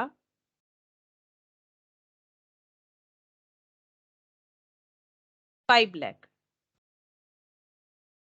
और टोटल मशीन चला था, यानी टोटल मशीन आवर ये था 10,000 आवर। ठीक है, तो कॉस्ट पर मशीन आवर कितना होगा? अकॉर्डिंग टू 1920 कॉस्ट पर मशीन आवर कितना हो जाएगा? 5 लाख खर्चा हुआ due to 10,000 hours of machine used. ठीक है, तो रुपीस कितना हो जाएगा? ये डिवाइड करने से 0, ये 50 रुपीस 50 पर आवर हो गया। ठीक है, अब 2021 में भी मान लो कि एक्चुअली मशीन चला है, एक्चुअल मशीन चला है वही 10,000 आवर। ठीक है, और हम लोगों ने प्रीवियसली 50 रुपीज के हिसाब से हम लोगों ने यहाँ पर जो है एब्जॉर्ब्ड ओवर इट कर दिया, एब्जॉर्ब कर दिया कितना? 10,000 our.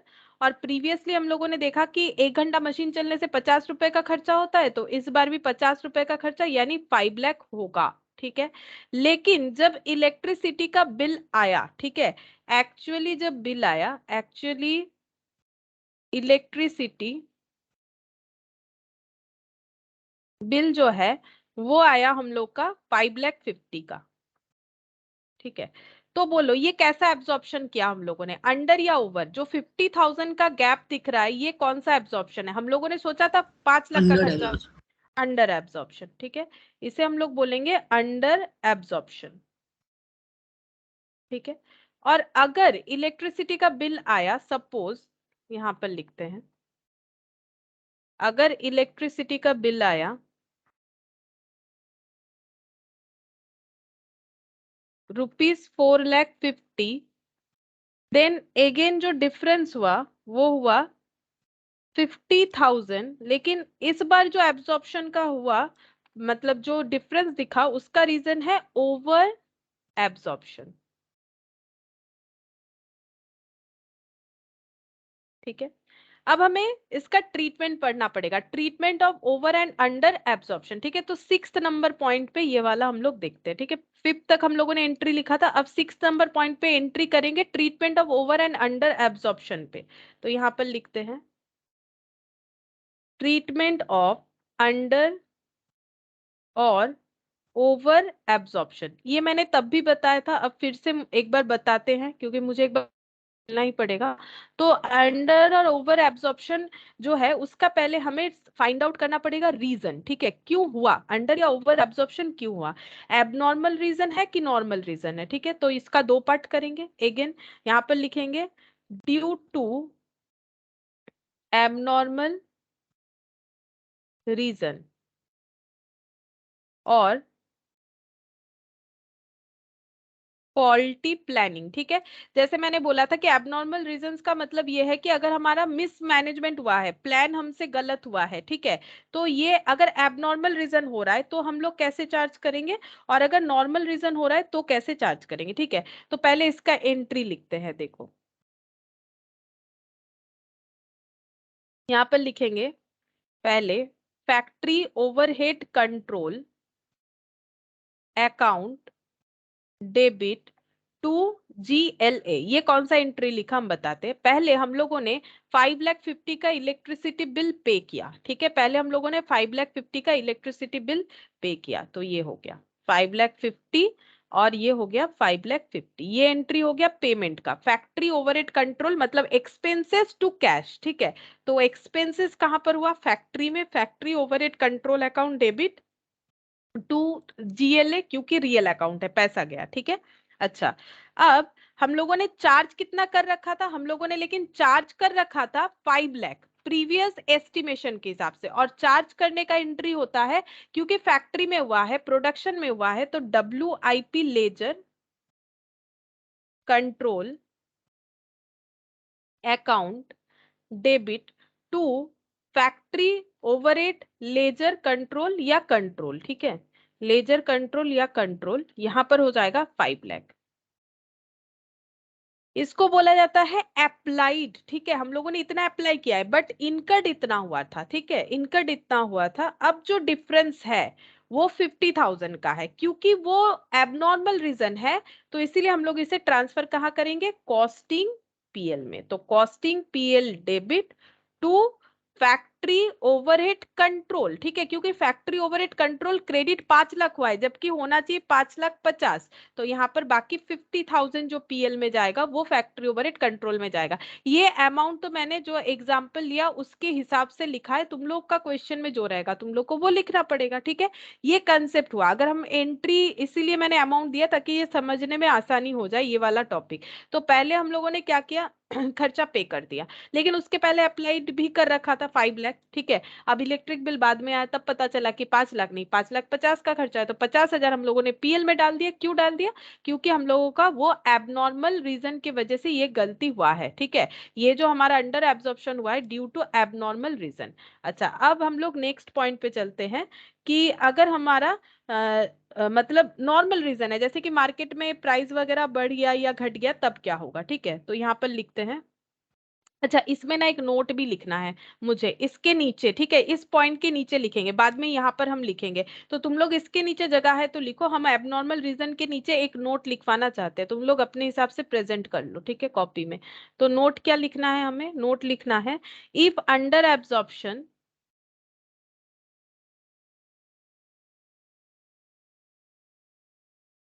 Of one period is expected to be set off against over absorption of next period, then carry forward the amount to the next period, ठीक है। ये वाला भी मैंने वहां पर ओवरहेड में तुम लोग को बताया था कि यहाँ पर क्या बोला है। देखो, पॉइंट ये बोल रहा है कि अगर हमारा अंडर एब्जॉर्प्शन हुआ है किसी एक पीरियड में, जैसे जैसे मान लो हम यहाँ पर एक छोटा सा एग्जांपल देते हैं। जैसे मान लो हम लोगों ने सोचा था खर्चा होगा 50 रुपया पर यूनिट, ठीक है, लेकिन खर्चा हो गया 55 रुपीज पर यूनिट, ठीक है। तो हम लोगों ने कितना कम चार्ज कर दिया? 5 लेस, ठीक है। ये हम लोगों ने सोचा था, ये एक्चुअली में हुआ, ठीक है। ये एक्चुअली में हुआ तो 5 रुपीज का लॉस हुआ। अब नेक्स्ट बार खर्चा हुआ एक्चुअली में 45 यूनिट, हम लोगों ने सोचा था होगा 50। तो ये दोनों का कंपैरिजन करते हैं तो अगेन 5 रुपीज का क्या हो गया? प्रॉफिट हो गया। अब बोल रहे हैं ये 5 रुपीज के लॉस को इस 5 रुपीज के प्रॉफिट के साथ हम लोग अगर एडजस्ट करना चाहते हैं तो इस अमाउंट को कैरी फॉरवर्ड कर सकते हैं। तो यहाँ पर लिखा हुआ है if under absorption of one period, जो कि ये पहला वाला था, ठीक है। Under absorption of one period is expected to be set off, अगर हम लोग सेट ऑफ करना चाहते हैं against over absorption of the next period, then carry forward the amount to the next period, then हमें ये अमाउंट 5 रुपए को कैरी फॉरवर्ड करना पड़ेगा, ठीक है। तो ये हो गया। अच्छा, अब नेक्स्ट हम लोग ये पॉइंट ना ओवरहेड में ऑलरेडी मैंने डिस्कस किया हुआ है, ठीक है।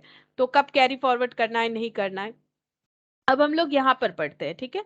ये वाला देखो, ड्यू टू एबनॉर्मल रीजन हो गया। अब हम लोग पढ़ेंगे ड्यू टू जेन्युइन रीजन, ठीक है। जैसे अगर प्राइस बढ़ गया, इलेक्ट्रिसिटी पर यूनिट ही बढ़ गया, तभी जाके हमारा जो है अंडर एब्जॉर्प्शन हुआ, तब क्या होगा?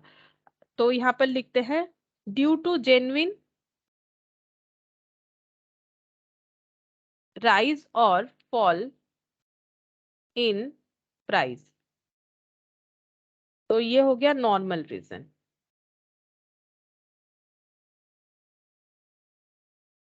ठीक है। अब नॉर्मल रीजन हो तो हमें क्या करना पड़ता है, देखो नॉर्मल रीजन अगर होगा तो हमें सप्लीमेंट्री रेट निकालना पड़ता है, जो तुम लोग ओवरहेड में पढ़े हो। फिर वो तुम लोगों को 3 जगह पे चार्ज करने के लिए बोला जाता है। एक होता है क्लोजिंग स्टॉक में कुछ है तो, एक होता है जितना यूनिट प्रोड्यूस्ड हुआ है, और एक होता है हम लोगों का जो है गोडाउन, मतलब एक सेल्स यूनिट पे होगा, एक क्लोजिंग स्टॉक पे, एक WIP पे। ठीक है, ये देखो यहाँ पर अगर अंडर एब्जॉर्प्शन हुआ, ठीक है, अगर अंडर एब्जॉर्प्शन हुआ तो एंट्री क्या होगा और क्यों होगा।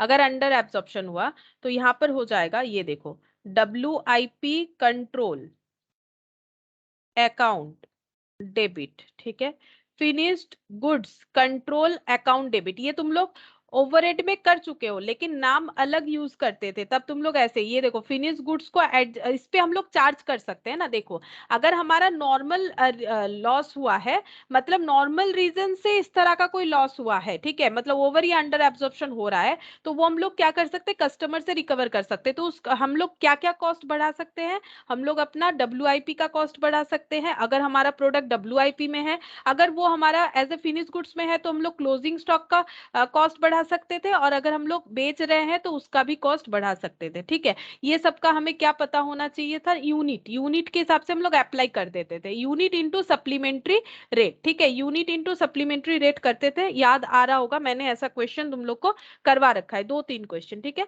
और जो बेचेंगे उसको हम लोग बोलेंगे यहाँ पर कॉस्ट ऑफ सेल्स। एक्चुअली देखो नाम चेंज हो जाता है। ठीक है, कॉस्टिंग में ये सेल्स को कॉस्ट ऑफ सेल्स बोला जाता है, क्लोजिंग स्टॉक को फिनिश गुड्स बोला जाता है, और जो WIP मतलब वर्क इन प्रोग्रेस में उसे WIP, और इसमें कंट्रोल लग जाएगा। ठीक है, WIP ledger control, finish goods ledger control, ledger लिख सकते हो, कॉस्ट ऑफ सेल्स बोल के, cost of sales control account debit, ये तीनों में हम लोग कर सकते हैं। और तीनों का कैलकुलेशन कैसे होगा, यूनिट इंटू सप्लीमेंट्री रेट। ठीक है,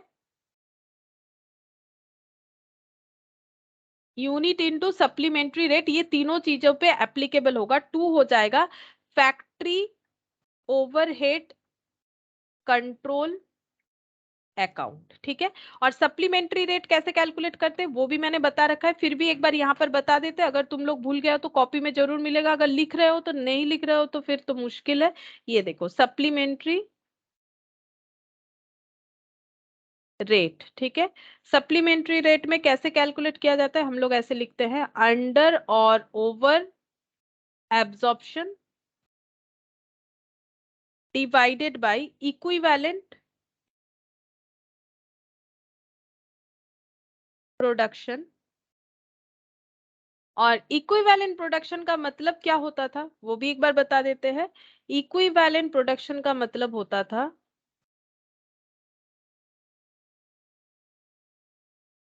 WIP plus finish goods plus यहाँ पर कॉस्ट ऑफ सेल्स, उस तरह से लिख देते हैं। ठीक है, यहाँ पर जैसे यूज होगा इतना यूनिट। ठीक है, ये ओवर या अंडर एब्जॉर्प्शन का जो वैल्यू है, और इक्विवेलेंट प्रोडक्शन यूनिट को हम लोग डिवाइड कर देंगे तो हमें जो वैल्यू मिलेगा उसे बोला जाता है सप्लीमेंट्री रेट, और हम लोग सप्लीमेंट्री रेट से ये अप्लाई कर सकते थे। ठीक है, तो ये हमारा नॉर्मल रीजन, और इसका कुछ कुछ चीज, लगभग बहुत सारा चीज हम लोगों ने ओवरहेड में देखा है, बस यहाँ पर एंट्री का जो लेजर नाम है वो अलग हो रहा है। ठीक है, बाकी ये चीज हमारा बिल्कुल नोन चीज है। ये यहाँ से अभी जो मैंने स्टार्ट किया ना, ये इलेक्ट्रिसिटी बिल वाला एग्जांपल से, ये बिल्कुल नया पॉइंट नहीं है हम लोग के पास। ठीक है, तुम लोग जान के रखो, ये हम लोग ऑलरेडी ओवरहेड में कर चुके हैं, और मैंने वहां पर कैरी फॉरवर्ड कब करना है नहीं करना है पूरा डिटेल्स में बताया है। ठीक है, तो यहाँ पर हमें जितना चाहिए उतना मैंने बता दिया। ठीक है, अच्छा अब नेक्स्ट और एक पॉइंट लिखते हैं।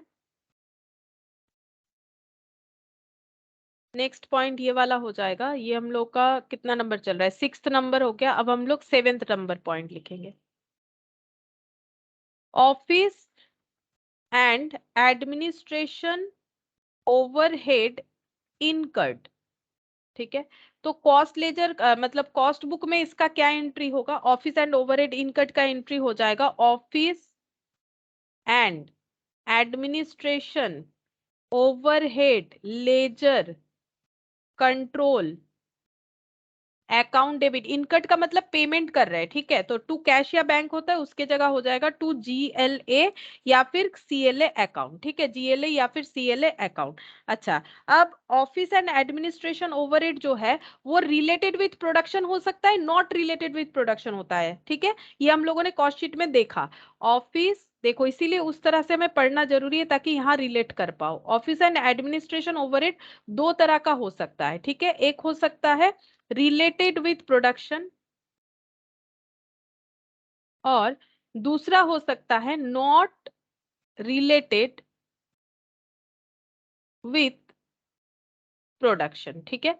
अगर रिलेटेड विथ प्रोडक्शन है तो कहाँ चार्ज होगा? ऑब्वियसली WIP में, ठीक है। और नॉट रिलेटेड विथ प्रोडक्शन है तो वो फिनिश गुड्स के बाद देख लो ना, कॉस्ट शीट याद करो ना, ये फैक्ट्री के नीचे आ रहा था, ये जो है हमारा सेलिंग डिस्ट्रीब्यूशन के ऊपर मतलब फिनिश गुड्स के साथ आ रहा था। तो ये सेलिंग का पार्ट है, ये सेल्स का पार्ट है और ये प्रोडक्शन का पार्ट है, ठीक है। तो अगर प्रोडक्शन का पार्ट है देन एंट्री क्या होगा? प्रोडक्शन का पार्ट है देन एंट्री होगा WIP ledger control account debit to office and, ये अप्लाइड हो रहा है, ठीक है। WIP ledger control account debit to office and administration overhead control ledger control account, ठीक है। ये नाम काफी लंबा चौड़ा हो गया, कंट्रोल अकाउंट, क्योंकि ये नाम इतना खुद में ही इतना बड़ा है, office and administration overhead ledger control, इस वजह से, ठीक है। और यहाँ पर एंट्री क्या होगा फिनिश गुड्स के लिए? Finish goods ledger control account debit, finished goods ledger control account debit to office and administration overhead control, to office and administration overhead control, ठीक है। ये हो गया हम लोगों का एंट्री, ठीक है। ये कौन सा वाला एंट्री हुआ? ये हम लोगों का ऑफिस एंड एडमिनिस्ट्रेशन ओवरहेड वाला एंट्री हुआ, 7th नंबर एंट्री हुआ, ठीक है। अच्छा, इसके बाद हमें कॉस्ट ऑफ गुड्स सोल्ड ये सारा भी एंट्री करना है। अभी भी लगभग 4-5 एंट्री बाकी है, उसके बाद ही हम लोग स्टार्ट कर पाएंगे, ठीक है। तो अभी और नहीं लिख रहे क्योंकि पहले तुम लोग इतना जो है समझ लो, ठीक है। मैंने समझा के ही बोला है, लेकिन थोड़ा सा तो मुझे स्पीड लेना पड़ेगा, नहीं तो इतना सारा चीज हम बुक से भी बता सकते थे देख देख के, लेकिन वहां पर इतना अच्छा से नहीं समझ में आएगा। अगर जिन लोगों ने मेरे साथ साथ लिखा है तो बहुत अच्छा है, अगर नहीं लिखा है तो मुश्किल है, ये बोल सकते हैं, क्योंकि मैट देख के नहीं समझ में आता है डायरेक्टली। अगर मैट देख के समझ में आ जाएगा तो फिर मेरा नीड नहीं होता बेसिकली, ठीक है। तो इसीलिए देखो लिखना जरूरी होता है। तो अभी और भी 4-5 एंट्री होगा, उसके बाद हम लोग ये टॉपिक को स्टार्ट कर पाएंगे, मतलब लगभग हम लोग नेक्स्ट क्लास में जो है क्वेश्चन स्टार्ट कर लेंगे, ठीक है। तो तुम लोग को ये देख लेना है, अगर नहीं देखोगे तो फिर मुझे आंसर नहीं बोल पाओगे, ठीक है। फिर आज इतना ही करते हैं।